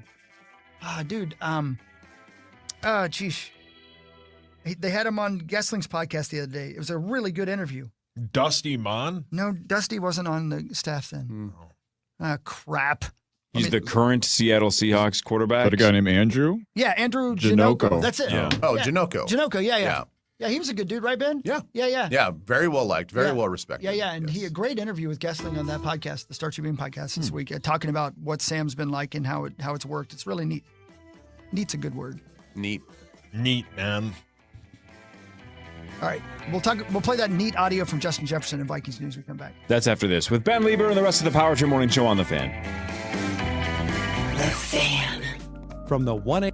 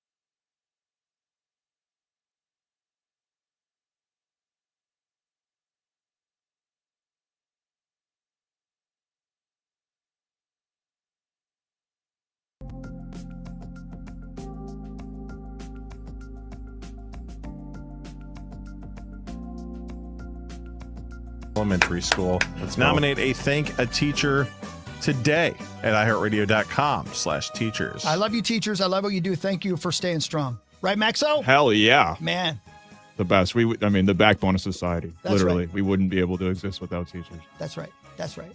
That's right. Let's go, So y'all. Keep doing what you're doing. Stay strong. And I'm sorry for all the things you're dealing with, man. And you should be making zillions of dollars. Okay. I'm off my high horse. I get scared when I'm up here anyway. I'm afraid of heights. And you're really hot. It's time for Vikings news on the Power Trip, presented by Radco, your truck accessory pro store. Okay. So, up in Adams, J.J. McCarthy, Justin Jefferson, Super Bowl week. Are you ready for the audio now, guys? Yeah. Yes, Are you sir. sure? Mm-hmm. Yes, sir. You guys don't seem excited. I'm excited because you're here. Really? What a kiss ass. Thank you for that, man. I appreciate it. Sorry I didn't shower. He's the only one nice to me. And Ben, and Max, and Zach. You have a very low standard for nice, Steve. I was going to say, he's bombarded you this morning with insults. And farts. Doesn't hurt as much. Oh, okay. Here we go. Zach's still mad. Hmm? Yeah, I knew. We were talking about it over here. You know what we were talking about before I play this audio? You know what Max and I were talking about? How aggravated hockey fans get when you say anything about hockey. Mhm. Anything. And They're I didn't mean to- protective. Yeah, I understand. I understand. I didn't mean to insult the entire sport. What did you say? I didn't say anything, but I agree with you. And I feel Yeah, bad. yeah, I yeah. feel bad. It's like I laughed at your joke. Thank you. The joke that I couldn't get through without laughing myself? Yeah, right, exactly. Yeah, terrible delivery. But then you brought it back with big naturals a little bit later. Yeah. Yeah. Well done. Here's the audio. As of right now, JJ is my quarterback. So for me, it's to get him to where we need to go, and it starts off right now in off season and getting better now. What is one thing fans can hang on to? One really specific thing about JJ that gives you faith in him for next year? I mean, if you look at the film, you look at the things that he's done. I mean, he's done very good things. Obviously, it wasn't the most spectacular thing. Obviously, you know, those are things that he understands, and we all understand as a building that there are some things to work on. But JJ is a really good quarterback. He's a really good guy, personally, to sit there and talk to, and he's a great leader. He's a great motivator. Justin, you got to be in this game next year. You got to be in I this definitely game do. next We've year. been saying this for the past. I know, 3-4 but y'all years, have so the roster. So something I gotta need change. I need to think that. Well, what needs to change? That's a great question. Yeah. You know, that's a question that they don't pay me enough to answer. But in order for me to change in my shoes, I gotta hold the people that surround me accountable, which is of course carrying JJ into some more workouts, getting that connection down. Are you gonna back in hang the with them relationship more this year? Of This course I will. offseason? Of course, if I want things to change, if that's going to be my quarterback, of course I gotta hold some type of accountability. Are you just like gonna let it happen, or are you gonna make your voice known? Oh in no, the I'm gonna let it conversation? happen, and I don't need to show it either. I'm not gonna be posting it on Instagram and social No, media. I mean like what you want as the best player in the league. Like What you mean? Like who you want throwing you the ball? What those decisions? I don't those shi- care. That's not my not you. decision. I don't care who's throwing me that ball. That's not my main priority. And I've said that You've always said that. multiple times. I don't really care who's going to be throwing that ball, but that person that's throwing that ball needs to Yeah. throw that ball and needs to lead us into that big dance at the end of the season.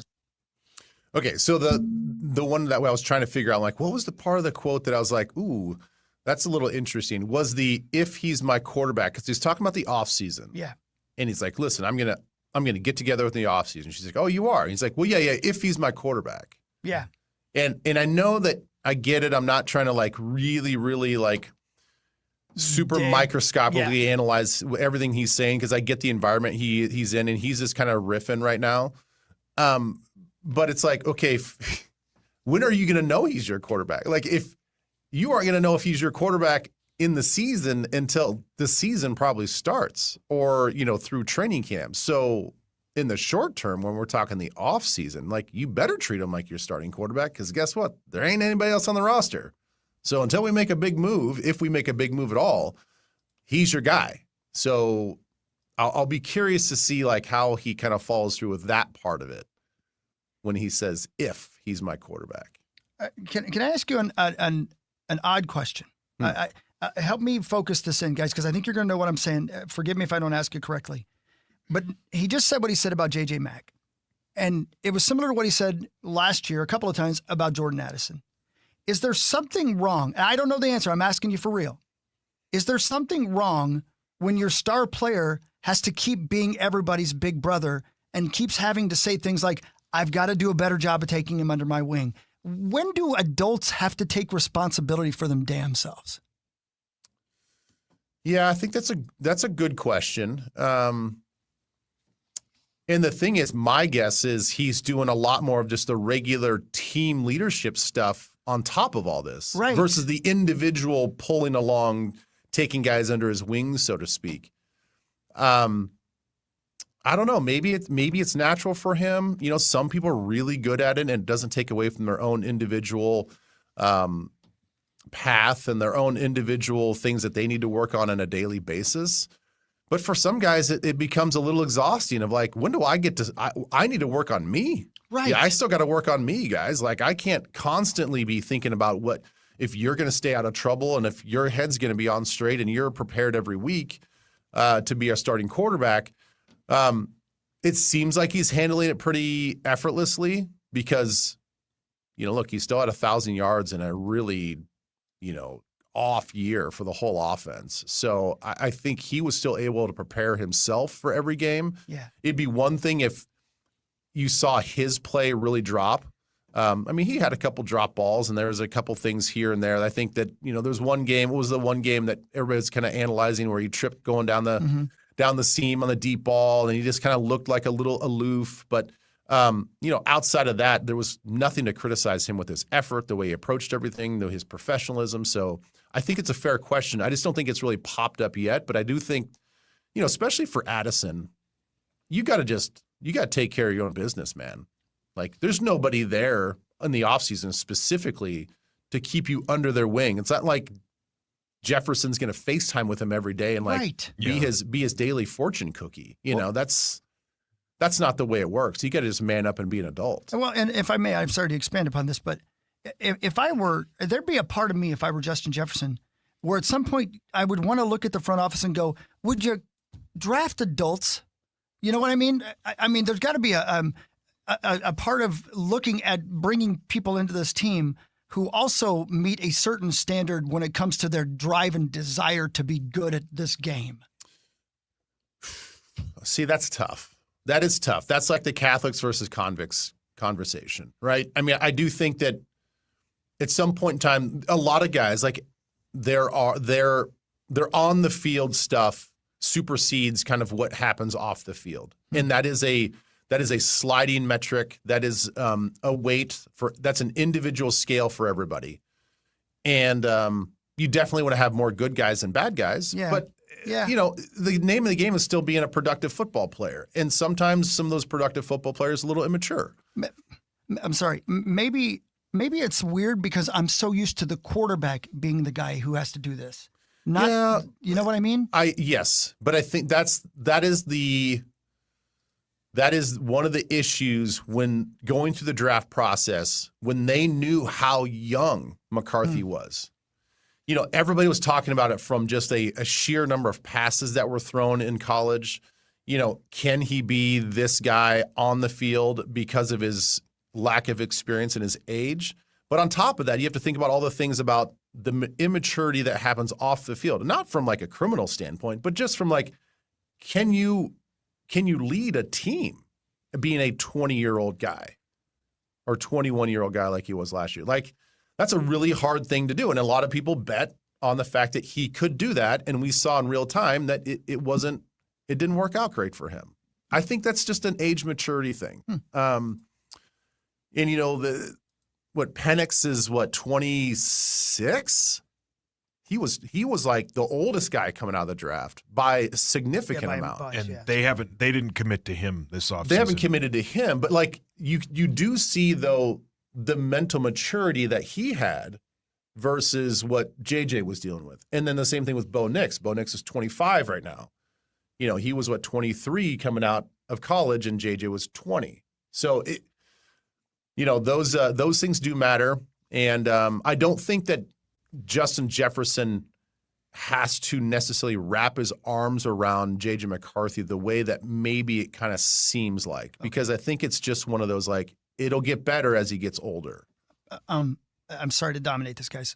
When you went to do the New England game, Ben, did you have any like a prod meeting with Drake May? No, not at all. Oh, okay. No, that's not the way the radio stuff works. Oh, We okay. just gotta show up and do the deal. We You don't just have- wing it. Yeah. Yeah. That's fun though. I just wondered if you got a sense of him in regards to, just how he carries himself in regards to comparing that to Justin, J.J. McCarthy. I mean, sorry.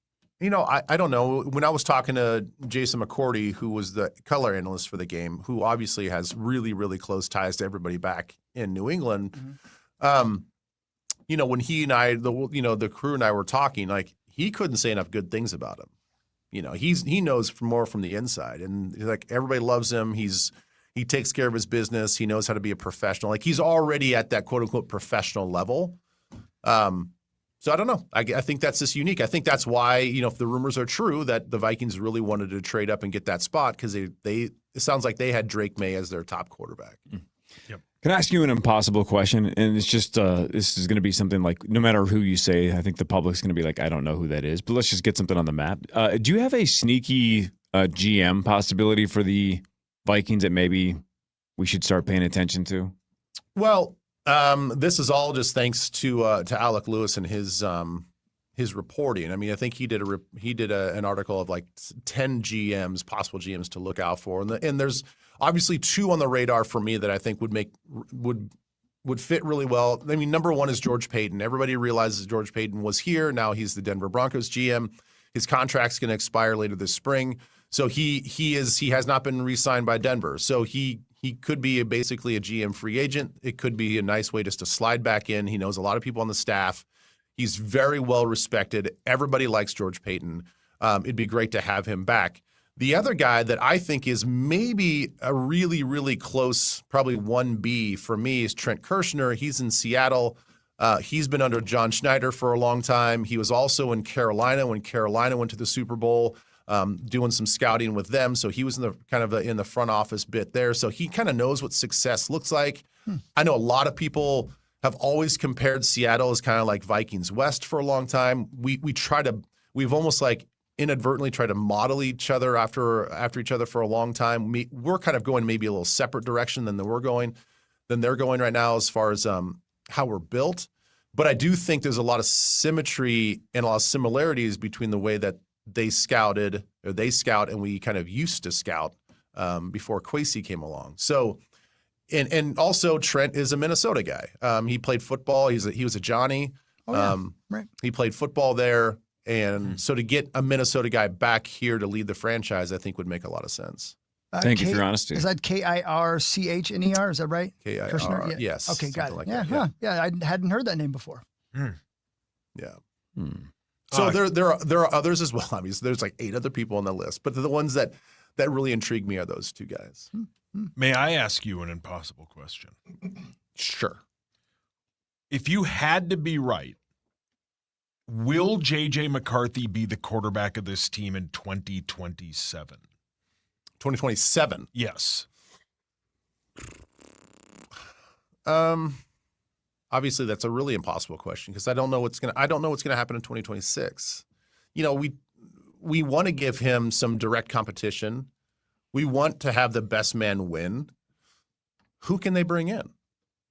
I mean, there's not a lot of options. The thing is, like, you either make a trade for a potential at a Mac Jones or somebody like that, or like a Jarrett Stidham. Especially if George Payton comes here, if he likes Jarrett Stidham and they kind of like that whole thing, I mean, do you make a trade for either one of those guys that could maybe give you, obviously Mac Jones would give you more of a starting possibility, but you're kind of low key in this competition with guys like that. I'm 100% out on what's his butt in Arizona, Kyler Murray, 100%. Like, does not even fit the mold of what I think the downfield passing game that we're looking for. He looks like the antithesis of what KOC's offense would look like. I don't know what that means. So there are very few free agent quarterbacks available. You would have to trade for a few in a bidding war in which a lot of people are going to be going after Mac Jones. Now, on the other side of the spectrum, do you sell everything and sell, a lot of pieces and assets to go after a guy like Joe Burrow if it's true that he's on the trading block? Yes. If that's the case, then JJ probably will be a part of that package. So he won't even be on the team. And then even if he's on the team, are you nuts? There's no open competition. It's Joe Burrow's team. Yes. So there's really not a lot of options for 2026, and that's why you probably roll into the season with McCarthy as your quarterback. Best guess. Antithesis. Me? Mm-hmm. Like opposite, like anti is the root word there. Antithesis is probably like I am the antithesis of a radio person. The opposite. The opposite of what we would need. I guess opposite's the key word. Close enough. Yeah. Ben, we're almost at the top of the hour, so we're in the mode of impossible to answer questions. So Yeah. I'm just going to fire a few of them real quick. Sure. Okay, so stay with me. If tomatoes are a fruit, isn't ketchup a fruit smoothie? Yeah, you're right. If you clean a vacuum cleaner, are you technically the vacuum cleaner? Yes, that's correct. If money doesn't grow on trees, why do banks have branches? It's also another great question. If you tried to fail and you succeed, did you fail or succeed? Philosophical, I like it. If Cinderella's shoes fit perfectly, why did it fall off? It's another great question. If you're waiting for a waiter, aren't you technically the waiter? Sauce, why aren't you answering these? I would like you to answer all of them. He's asking Ben. I know, but I'd like you to answer. Okay, I'll listen. You are Go nodding like you know the answers. Go through a couple of those again. I'll give you some new ones. If a book about failures doesn't sell, is it a success? Man, that's a good question. No. If time, Why? Because you print a book to make money. But it's a book about failure. That's a good question. Then that means if nobody bought it, nobody's failing. Yeah, he got that one. If time heals all wounds, why do some scars still hurt when it rains? That one I don't understand. If you're on mute in real life, is that just being polite? Man, very good question. I don't think so. Why? Because I think if you're on mute in real life, you are just, maybe that is right. Now that Why? Excuse me. Well, maybe you don't want to ruffle feathers. Maybe you don't want to be inconsiderate. I'll go back to the top. If tomatoes are a fruit, is ketchup a fruit smoothie? Well, I think I have a. It is, right? No, it's not. Here's why. Here's my analogy. Okay. Ooh. If you just mix up vanilla ice cream, that's not a smoothie. A smoothie is stuff in it, right? Wouldn't the definition of a smoothie be something mixed together? And if you just if you just threw syrup. So if it's liquefies something that it isn't doesn't mean constituted it's as a an actual smoothie. smoothie. Yes. Yeah. That is a good point. Like, is concrete a smoothie when it's not hard? Okay. Okay. If you replace every part of a boat over time, when you're done replacing every part, is it still the same boat? No, it's a brand new boat. Interesting. I disagree. Because well, maybe. I don't really know. Your cells and your skin and everything about your whole body replaces itself within I don't know how many years. Yeah, but that's a you're good still point. you. Yeah. I think it's the same boat, but I could see the other side of the argument. Yeah. More, please. If the early bird gets the worm, why don't the worms learn? Well, worms don't have eyes, so they can't see.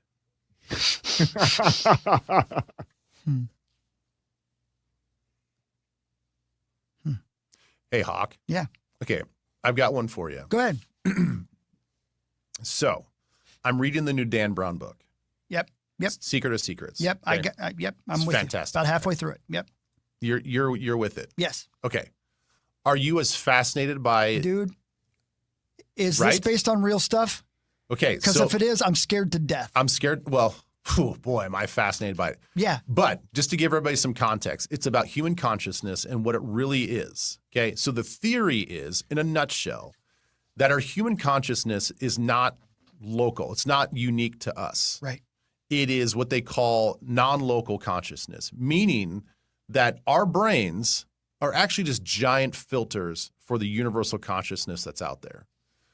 So if there is a way scientifically to tap into that universal consciousness, the way they describe it is, think of a radio dial, all of the frequencies on the radio dial. Now your brain is tuned specifically into that one frequency. But if you expand your mind and you're able to open your mind, all of those frequencies and radio waves and that universal consciousness is always there. It's always there. You just have to find a way to access it. And they think through certain processes like deep meditation in certain religions. That's how they're able to find the universal consciousness, is to be able to use their tuning dial to open up to the actual waves of consciousness that are around us, surrounding us 24/7, 365. You just described the plot of season 1 of Pluribus. Correct. There's a lot of And Scientology. Well, and they do talk about that. They think that is kind of what's happening when people have trips, psychedelic trips. You're basically taking the GABA receptor that's in your brain, which is your natural brain filter, and basically reducing that and opening your mind up to the tuning dial that is universal consciousness. It's fascinating. It's pretty fascinating. Wow. Yeah. Sauce is tuned into Radio Disney. Can't blame him. Can you change the channel? 14:40 a.m., baby. That was fun. I mean, I somewhat R.I.P. understand what Yeah. you're talking about, but I didn't want to say anything because there's smarter people here that can talk about Well, try to recap it, though. What is he saying? Ben is saying that your consciousness is maybe out of tune and maybe you need to do drugs. I like that. That's actually kind of what I heard. Yeah. Scene. You know what? Do you read all his books? I've read a bunch of them. You know what? The only if I may be critical of a very successful author who's very good at what he does. Yeah. He has the same bad guy in every book. Wouldn't you agree? Yeah. Yes, but I think that there's so many intermixed characters that.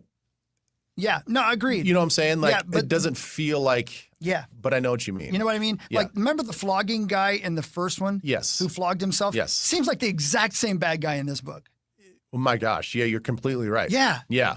The Golem. Yeah, which is a great thing, by the way. Have you read about that? No, I have not done Okay, a deep read dive. about the history of the Golem. That's really interesting. That is a fascinating thing.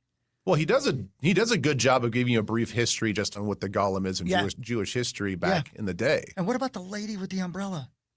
Oh yeah. Right? What about the girl with the dragon tattoo? Oh, man. Let me tell you. What about the girl from Ipanema? What about the man in the yellow hat? Huh? True. I'm Your just hands listening. up. No, this is good. How about the Ipanema? I don't know who the Ipanema is. Sauce, this segment has reminded me, and it finally has cemented a belief I've had for a long time. Oh, no. What? You are absolutely my antithesis. Yeah, no, Aw. 100%. You guys are related? You're my uncle to Thesis. I knew it. Thank you. Yeah, no, 100%. That's why you sit there and I sit here. There's a lot of things, but What's the magician guy that we're all fascinated by who goes to the NFL? Oz? Oh, Oz Oz Perlman. Perlman. I think that's what Oz Perlman has figured out, how to hook into the human consciousness. yeah. I'm telling you, man. Yeah. I'm telling you, there's He's- something going on. He's yeah, he's a magic. I don't warlock. care I what he don't know says. what's He's a going on. warlock. I Yeah. don't know. Yeah. But I'm so excited you're reading that book. Oh, I love it. I love that kind of it. stuff, Like, man. it's one of those books that, like, you read a chapter and you almost have to stop and think about it for a second. Like, Yep. wow, okay, let me process what was just talked about in that chapter. Yep. Very good book. Very good. Very long book. It's like 600 some pages. Very long. Ain't nobody got time for that. Yeah. Yeah, no thanks. I got TV to watch. Fan 5 in a second. Headlines later. This is the Power Trip Morning Show on the Fan.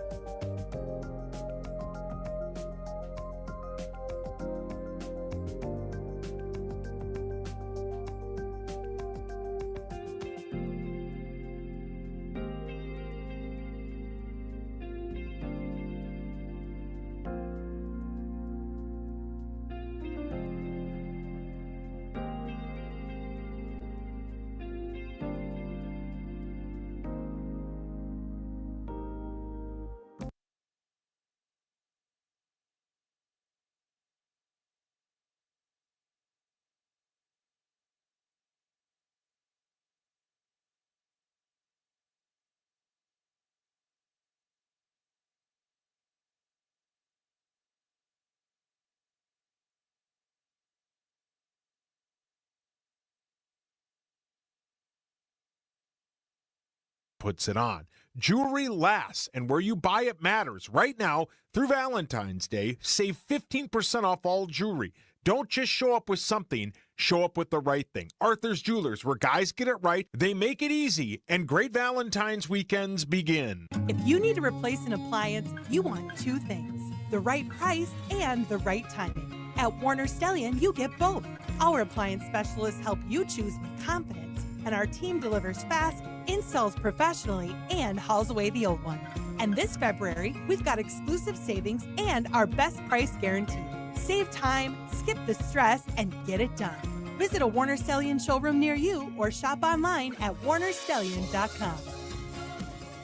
CenterPoint Energy, helping you save energy and reduce costs at home. Visit centerpointenergy.com to find rebates and programs to improve energy efficiency in your home. Learn more at centerpointenergy.com. From the Dean's Home Services Weather Center. This report is sponsored by King's Hawaiian Sliders. Nothing brings friends and family together.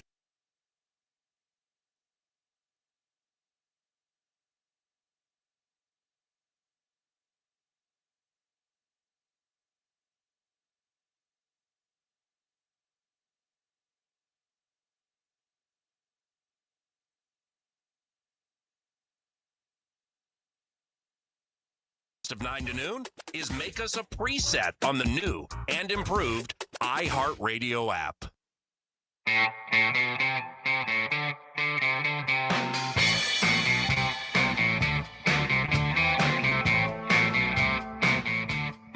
A one-of-a-kind performance for one night only. Dave Chappelle returns to Minnesota February 16th at Grand Casino Arena, and we're taking your talkbacks for tickets. Use the talkback feature on the iHeartRadio app. Tell us why you belong in the crowd. Winners will be selected all week long. Get the details at KFAN.com. Keyword contest. Ben? Yeah. I have a physical deformity that I need to show you. Oh, please do.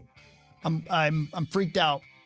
I think I have you know a lot about male bodies. No, I really don't. But go ahead. You've probably seen the most male bodies of anybody here. Probably have. Tommy's not here. I showed my shoulders to Max and Sauce during the break because I have a very odd situation with my shoulders, and they both called me a freak and made me feel bad about myself. You gonna pop your shirt off? Or Is this a bone related thing or a rash? What do you got going on here? It is a bone related thing. Your bone's in the wrong spot on one shoulder. I have very pointy shoulder bones. Both? I mean, it's yes. So at least they're balanced. Yeah, I'm going to show you. Both sides. Okay, I'm going to show you. I was going to do it off air, but I'll do it on air if you want to see it.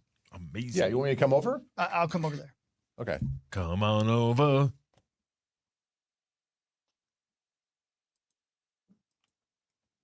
Duh. You know, as he's saying this, I think I know what he's talking about. Yeah. Okay. Freak! Okay. Right? So Look how pointy they are. Okay. Those so are pointy. You've obviously played high school football. Yeah. Did you have any AC sprains when you were playing? Your shoulder sprains? Not that you remember. Not that I remember. Is that what that could be? It's very possible that you've had AC sprains when you were playing football. Feel that?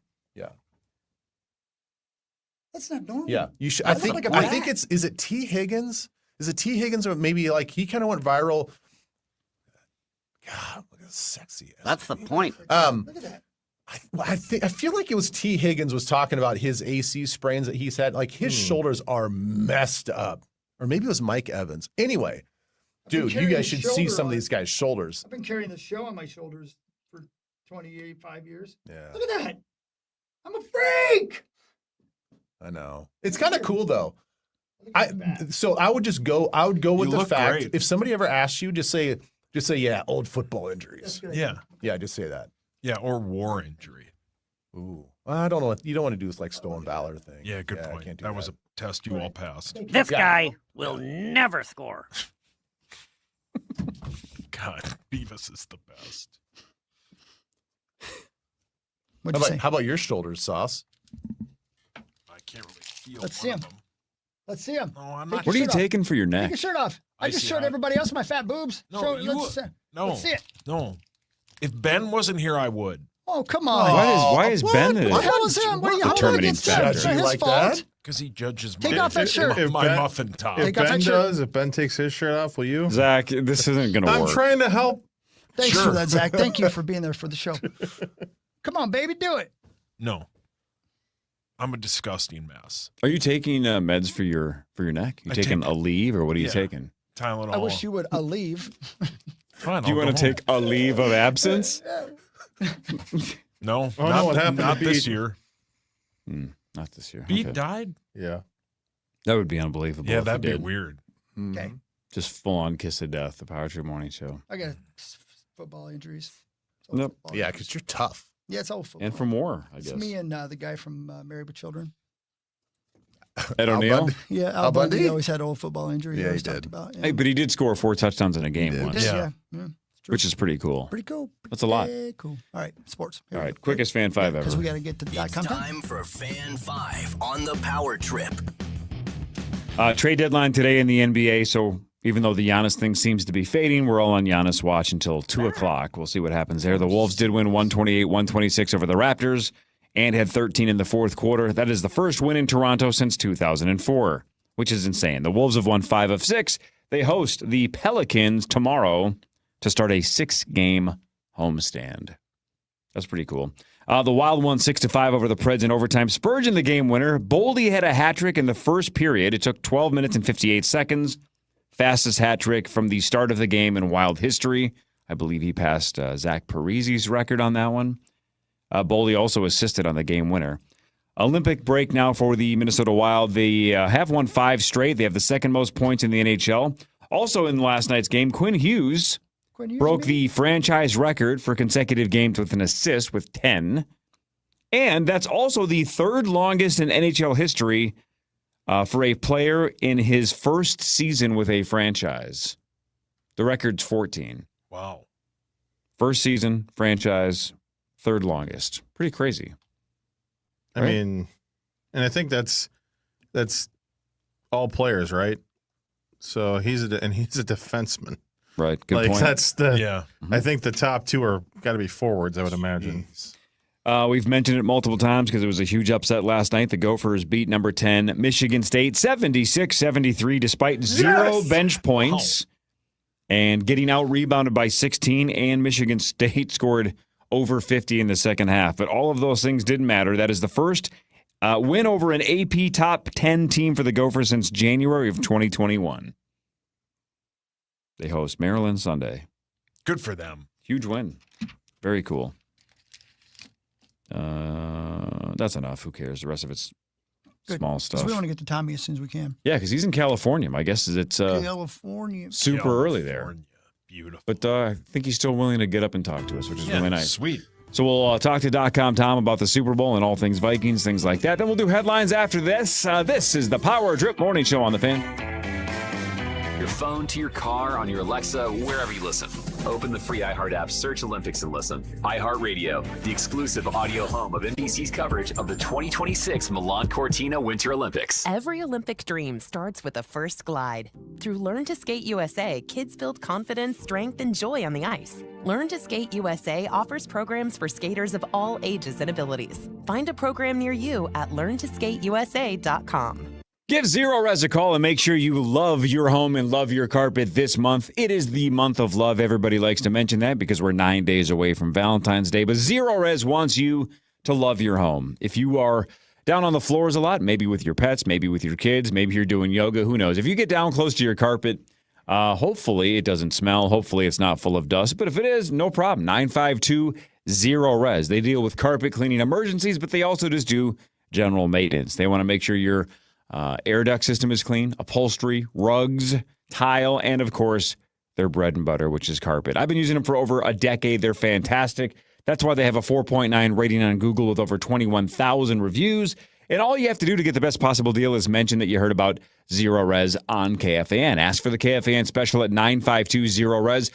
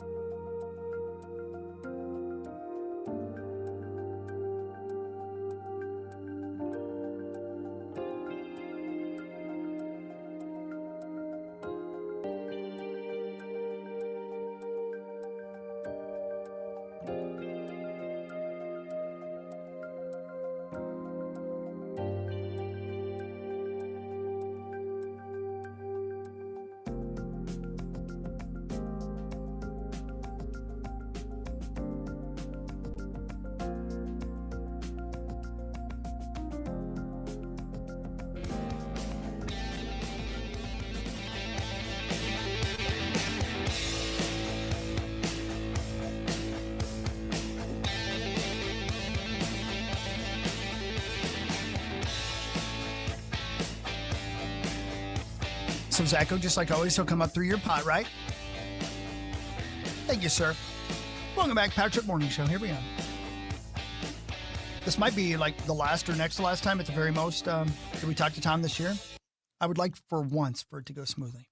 That would be my hope. So we're going to try it. NFL Network superstar Tom Pelissero. He's out in California wearing nothing but a thong. Wow. Looking and feeling good. Hi, Tom. Not everybody's watching on the video stream here, Hawk. So, for the my record, point. hoodie, hat. There's a lot of great things, by the way, about a West Coast Super Bowl in terms of timing. Things wrap up sooner. You have more time out. You know what's not ideal is when you remember your normal 8:20 hit on KFAN is at 6:20 now after a very late night. But here I am answering the bell because I am, above all else, a gamer. A very What a late night. warrior. Does that mean maybe a couple of brews, or what did Tommy P do last night in California? We had, just a couple of different events that I needed to show up to. Rich Eisen had an event. I was there pretty late. So yes, I enjoyed myself, perhaps 10% too much. But once again, the real moral of this story is, here I am, and I'm ready to roll. So are you in Santa Clara? Are you in San Francisco? Where's your No, hotel? it's one of the weird things about having the Super Bowl here is the events are split. Obviously, the game is in Santa Clara. The teams are staying down in Santa Clara, San Jose. Radio Row and everything is here in San Francisco. So for the most part, like, we're doing the insiders on Radio Row tonight and tomorrow. Then Saturday, Sunday, we're going to be down in Santa Clara. So it's kind of a back and forth deal. But currently, yes, San Francisco. Tom, maybe too personal of a question. You don't have to answer. But what is your drink of choice? I mean, I like a good Manhattan, rye Manhattan. Oh, good for you. Oh, wow. Yeah. Are you more of a brown spirit guy versus a clear spirit guy? I know that from a health perspective, I probably should be a clear spirit guy, or a no spirit guy for that matter at my age. But I'm more of a brown spirit guy, bourbon, rye, yes. Corey's a no spirit guy. Yep, I'm anti-spirit, especially school spirit. Because of everything that you laid out, does it feel like a Super Bowl because everything kind of spread out? When you walk in Radio Row, it does, and it's just pure, chaos. I mean, it's as jam packed in there, like you can't walk. Like, I was trying to get to the set yesterday, and it's like literally human traffic jamming all the aisles in this very large convention center. On the streets, it's a little bit different. It's not quite, when everything's centralized, it feels like things are more shut down. We don't have quite that experience, but trust me, when you get anywhere near the Moscone Center, you know that you're at the Super Bowl. Tom, we always ask you about the international series and, where the NFL is headed in terms of potential Vikings destinations because we want to go on vacation.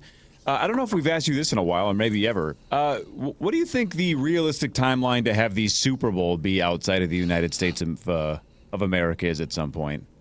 I mean, we're booked out for the next few Super Bowls, so it's at least 4 or 5 years away. I don't know that the NFL is urgently going to take that leap until after the Olympics or around that time. 2028, that's really the showcase with flag football, and you see in advance of that they're now going to Paris and they're going to Australia this year. They're going back to Mexico.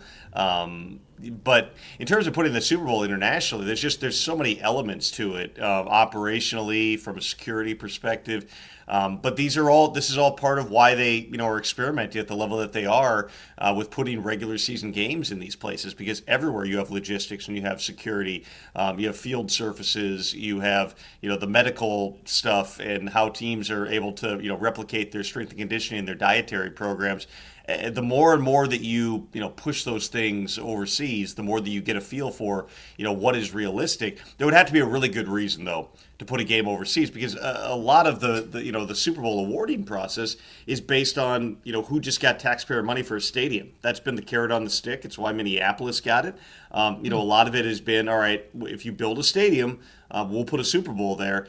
The moment that you start to award it to someplace else, you change the dynamic a little bit. But listen, I mean, we're in Santa Clara right now. This stadium had a Super Bowl 10 years ago. A big part of it is just the bidding process, not even as much in terms of, monetary. It's just all the different things. Here's how we're going to execute this. Here's how it's going to work. The NFL is a pretty good rotation. I mean, I think those of us who cover the NFL would probably root for just like the Super Bowls in New Orleans every year. Very simple. Everything's centrally located. It's a fun city with good places to go and eat. But the NFL, likes to move it around. Definitely possible that we have a London Super Bowl. That would probably be the most logical one. Germany would be the next one. Those are the two markets that have kind of been cultivated the most, not just over the past couple of years, but really over the last 30 years, going back to NFL Europe. I have not heard that anything on that front is imminent, but certainly it's possible. Tom Pelissero, you broke the Kwesi news on Friday, 6 days ago today, and then a bunch of stuff floated out there about how Kwesi and KOC don't get along, how they tried to trade J.J. McCarthy, and you went on Rich Eisen and debunked a lot of that. What were the things that you heard that were not true, and what do you know about the situation? I mean, where do you even start? I will say this. There is a habit for certain people, if they get beat on a scoop, to immediately try to lend additional details to the story that may or may not be 100% grounded in fact. And so you ended up with a bunch of tweets thrown out there into the universe that suggested things that, based upon all my knowledge of the situation, are not entirely accurate.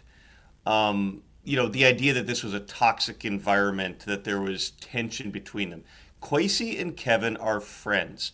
Personally, they have always been good. There was not a fight. There was not a blow up. It was not, frankly, like it was at the end of the Mike Zimmer, Rick Spielman era. Two guys that I like a lot, but they weren't talking. It was never like that. It was never that. They had disagreements. They did not see eye to eye on certain aspects of roster building. In the end, you have a quarterback situation that needs to be sorted out. You have a salary cap situation that needs to be sorted out. And as the Wilfs heard all the information, and they always do this every year, they have people come to New Jersey and they do a series of meetings. They just didn't, they asked a lot of pointed questions. They got some honest answers, and they came to the conclusion that this just was not the right partnership moving forward, not just between Kevin and Kwesi, but just with the entire organization. And I don't think that you need to, come up with some wild story about why it didn't work. Like, Kwesi be the first one to tell you, if he could go back in time and have foresight, he might have handled the quarterback situation a little bit differently. There were draft picks that didn't work out. And that's not uncommon. I mean, that's why GMs lose their jobs every year. To pin it on, he took paternity leave 3 years ago.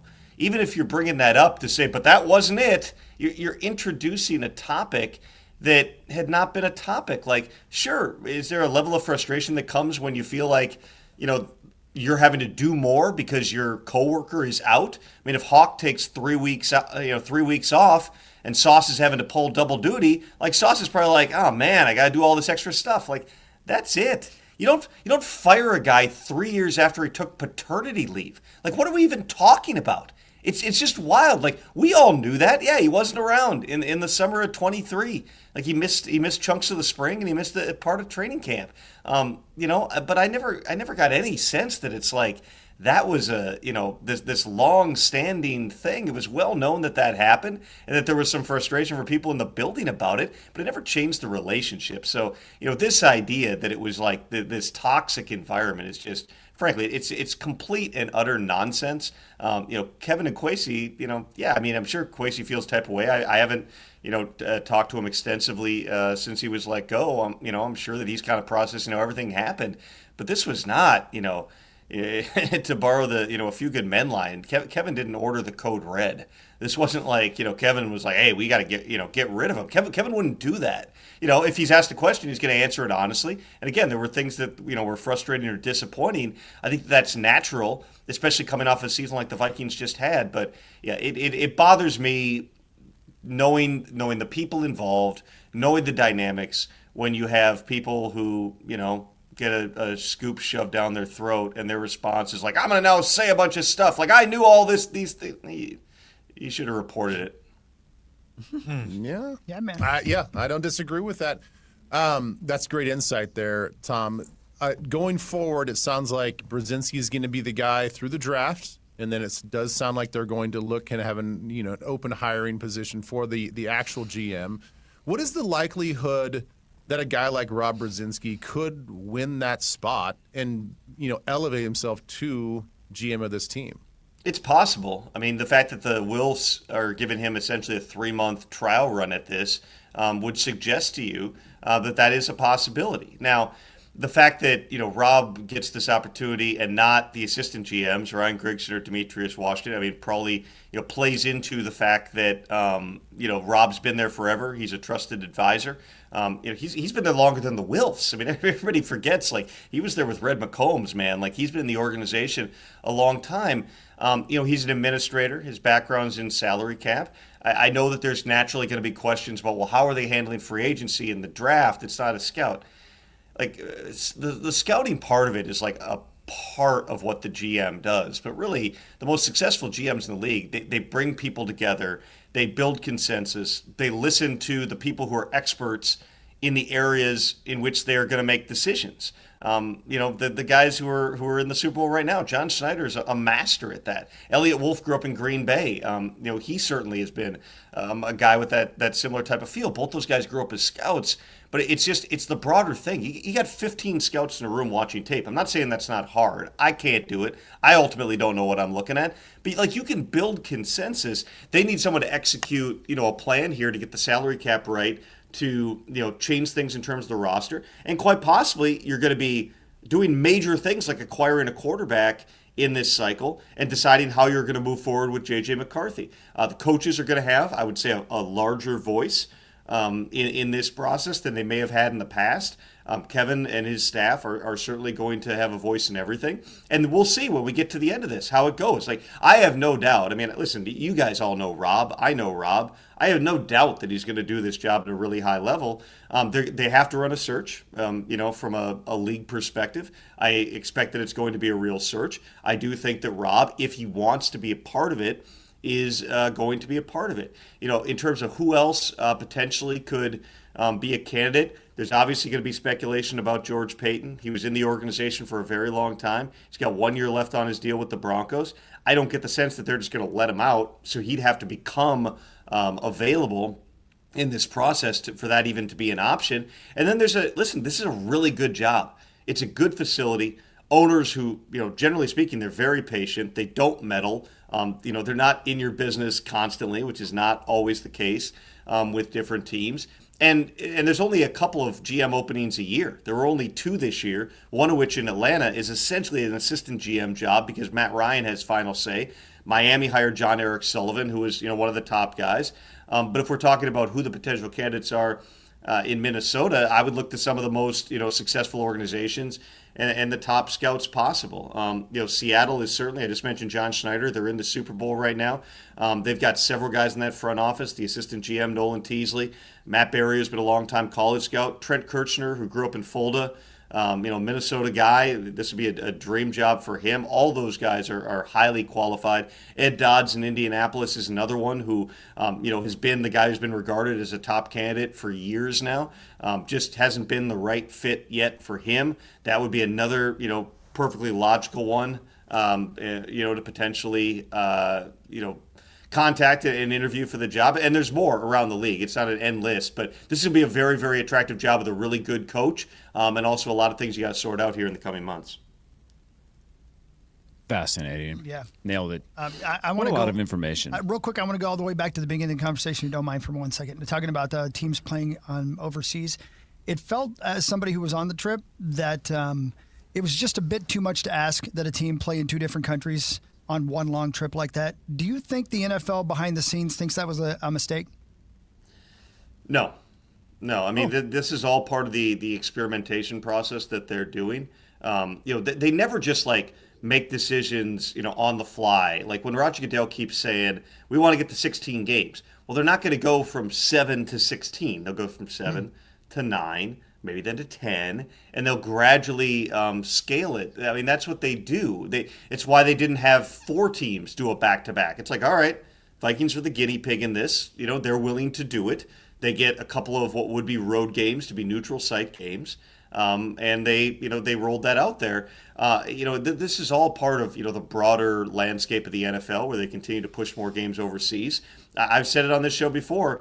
They keep, Roger Goodell keeps saying the goal is 16 games. Speaking on my behalf, I believe the goal is 32 international games, because when you go to an 18-game schedule, you have more inventory. You are going to have an unbalanced schedule if you have every team play 1 international game. The way that you balance that is to play 2 international games per year. And again, this is me speaking, Tom Pelissero, not on behalf of the NFL. I believe that the ultimate, where this will land somewhere down the line, not in the next few years, is that there will be 32 international games. Every team will play a back-to-back. There will be pods of 4 teams that go into a given community. It probably won't be 2 different countries. It'll be one place. So let's say you send 4 teams to Australia. You have them be the cross-division games. Everyone knows the schedule is set up where you play within your division 2 games each, and then you play specific. You play the same place finishers within your conference, and then you have a couple of different divisions where you play the whole division. I believe it'll end up being, if the NFC North is playing the AFC North in a given year, you'll have 2 teams from each division go overseas. It'll be Vikings versus Bengals and Packers versus Browns in the first game, and then they'll flip and they'll play the other cross-division game. That's where I believe will ultimately land, because it just makes sense. There'll have to be a lot of things. I have brought this up to league officials, union officials. The biggest challenge is going to be all the logistics of going overseas for that long a period of time, and how you make sure players have proper rest and recovery, training, all those different things. But to me, that's the logical spot. Then you can set up essentially bases, which the NFL already has some in different countries, where it's like you almost have a foreign remote operations where you cut through a lot of that stuff. You build out, essentially training facilities or weight rooms or, rest and recovery, medical facilities, whatever you need. You build those out, and then if you have 2 pods of 4 teams come there in a given year, that's 8 teams, that's 4 weeks of football. You're essentially creating a league in another country for a month every year, which satisfies the NFL's international appetite to grow the game without, for instance, taking the Jaguars and moving them to London. Right. Makes Interesting. sense. Very good stuff. Thanks, Tom. Appreciate it, man. Enjoy Have your fun weekend. in Cali. Thanks, guys. See you later, buddy. Tom. There he goes. Tom Pelissero. Pelissero. Thank you, buddy. There he goes. I'd read something maybe on The Athletic this week, Corey, about the NFL also looking to develop television deals in other countries the same way they've developed them here, because that's how they make so much money. Wow. So they got to keep finding revenue if it's going to keep growing. I finished that Polinick book on, the Klosterman book on football. And the very end of it, the last chapter, is about how football is going to kill itself. The NFL really? is going to get too big, and eventually it's going to be the end of it. And it's he obviously, as always, he makes some good arguments. Wow. Hopefully not in our lifetime. No, It's too much At fun. the very end of our lifetime. Oh, great. That'd be perfect. It's time for headlines. See ya. Headlines. Sauce, what is your middle name? Jeffrey. What is your dad's name? Jeffrey William Lambert. The name Jeffrey may be fading in popularity, and one of the theories is that it's connected to people like Epstein and Dahmer. Yeah. So they're saying this generation is extremely gun-shy to name their kid Jeffrey because of Epstein and Dahmer specifically. Yeah. Yeah. I get that. Yeah. Was Jeffrey even an option for Louis? Did it come up at all? No. Huh. No. Because of Epstein? No. Because we like Louis or Berkeley. Well, my God. I like Berkeley. Berkeley breathed. Oh, my gosh. But my lovely bride did not, and she was correct. She was correct. She was correct. Louis Michael Lambert is a way better name. Louis Michael. Berkeley. There is no Louis on his team. That's a terrible name. Berkeley. I'm not smart. It's a girl's name. I don't know. Yeah, man. It's kind of I've said a lot of dumb things today. It's a cute girl's name. It really is. Maybe it's a guy's name. That's a terrible Thank you, Hawk. Is Berkeley Breed the dude? Who? He's a cartoonist. I don't know. Okay. He did what's it called? The one with Opus and Bloom County. Oh, I never got into Bloom County. Yeah, I like Opus. Good guy. All right, somebody pull up a calendar. Think about this for a second. I have a lot of questions about how this is logistically possible, but apparently it happened. I want you guys to guess though first. Okay. A guy set a record this year by attending the most NFL games in a single season. How many games did he attend?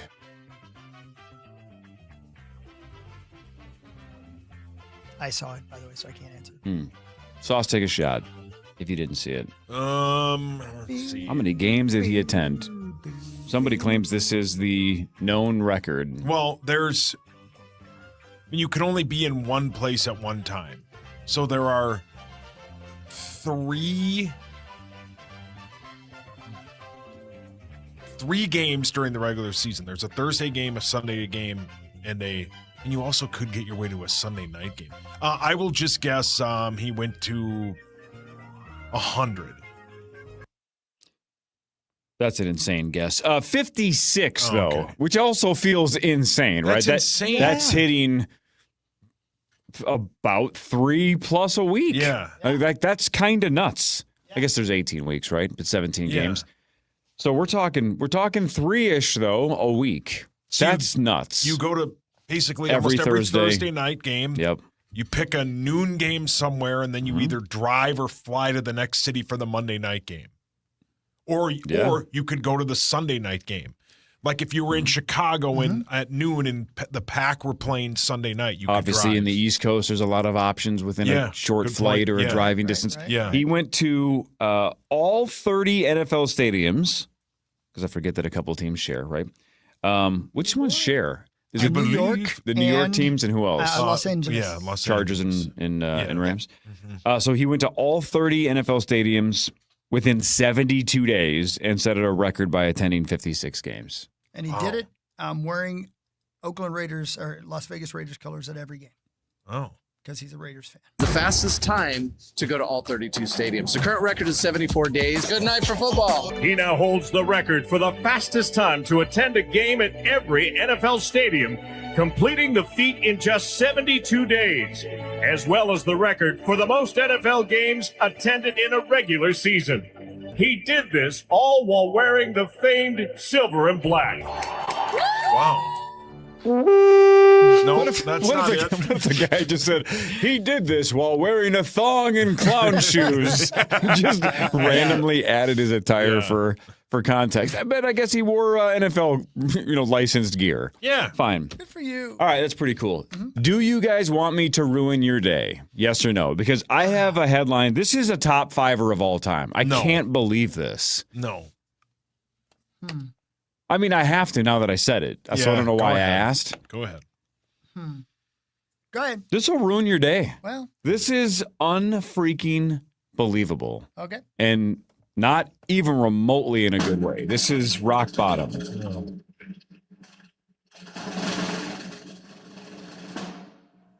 Ready? I don't know. An Olive Garden employee in Pennsylvania Oh, no. died from burn injuries. Oh. Buckle up. After he intentionally thrust his head into a deep fryer. Oh, my God. Why? Oh, I mean, Oh, that would. intentionally Oh, dipped his head into a deep fryer. I mean, that would burn instantly. I told you I was going to ruin your day. Why did you say that? Told you. I mean, come on. Yucky. Boy, you gotta. Yeah. Was it like a jackass stunt? No. No, this gonna is guess it. he, It sounds drugs. like suicide. Yeah. Oh, yeah. But it just sounds like the most aggressive way to make that choice possible. Man. Jeez. You always hear the thing about the people who jump from the bridge and realize halfway down they didn't want to do it. Yeah. Damn near 100% of people who jumped off of Golden Gate Bridge and were caught by the safety nets, all of them said that they regretted it. Yeah. Oh, wow. When they jumped. Imagine. Of course, you probably can't think of anything but the pain. I wonder how long it takes you to die if you do I bet that. it takes longer than you think. I don't know. I wonder if your brain just completely short circuits because of the pain. Yeah. I don't know. Again, I don't want to think about it because it's like oh, geez. Here's something that's a lot of fun.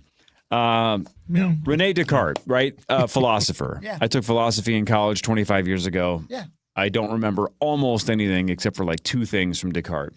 Anyway, I didn't remember learning this at all. This part's fun. A fetish is one of the reasons he ended up writing concepts of free will. Like his landmark work on free will came from a fetish that he had. And his fetish is kind of fascinating.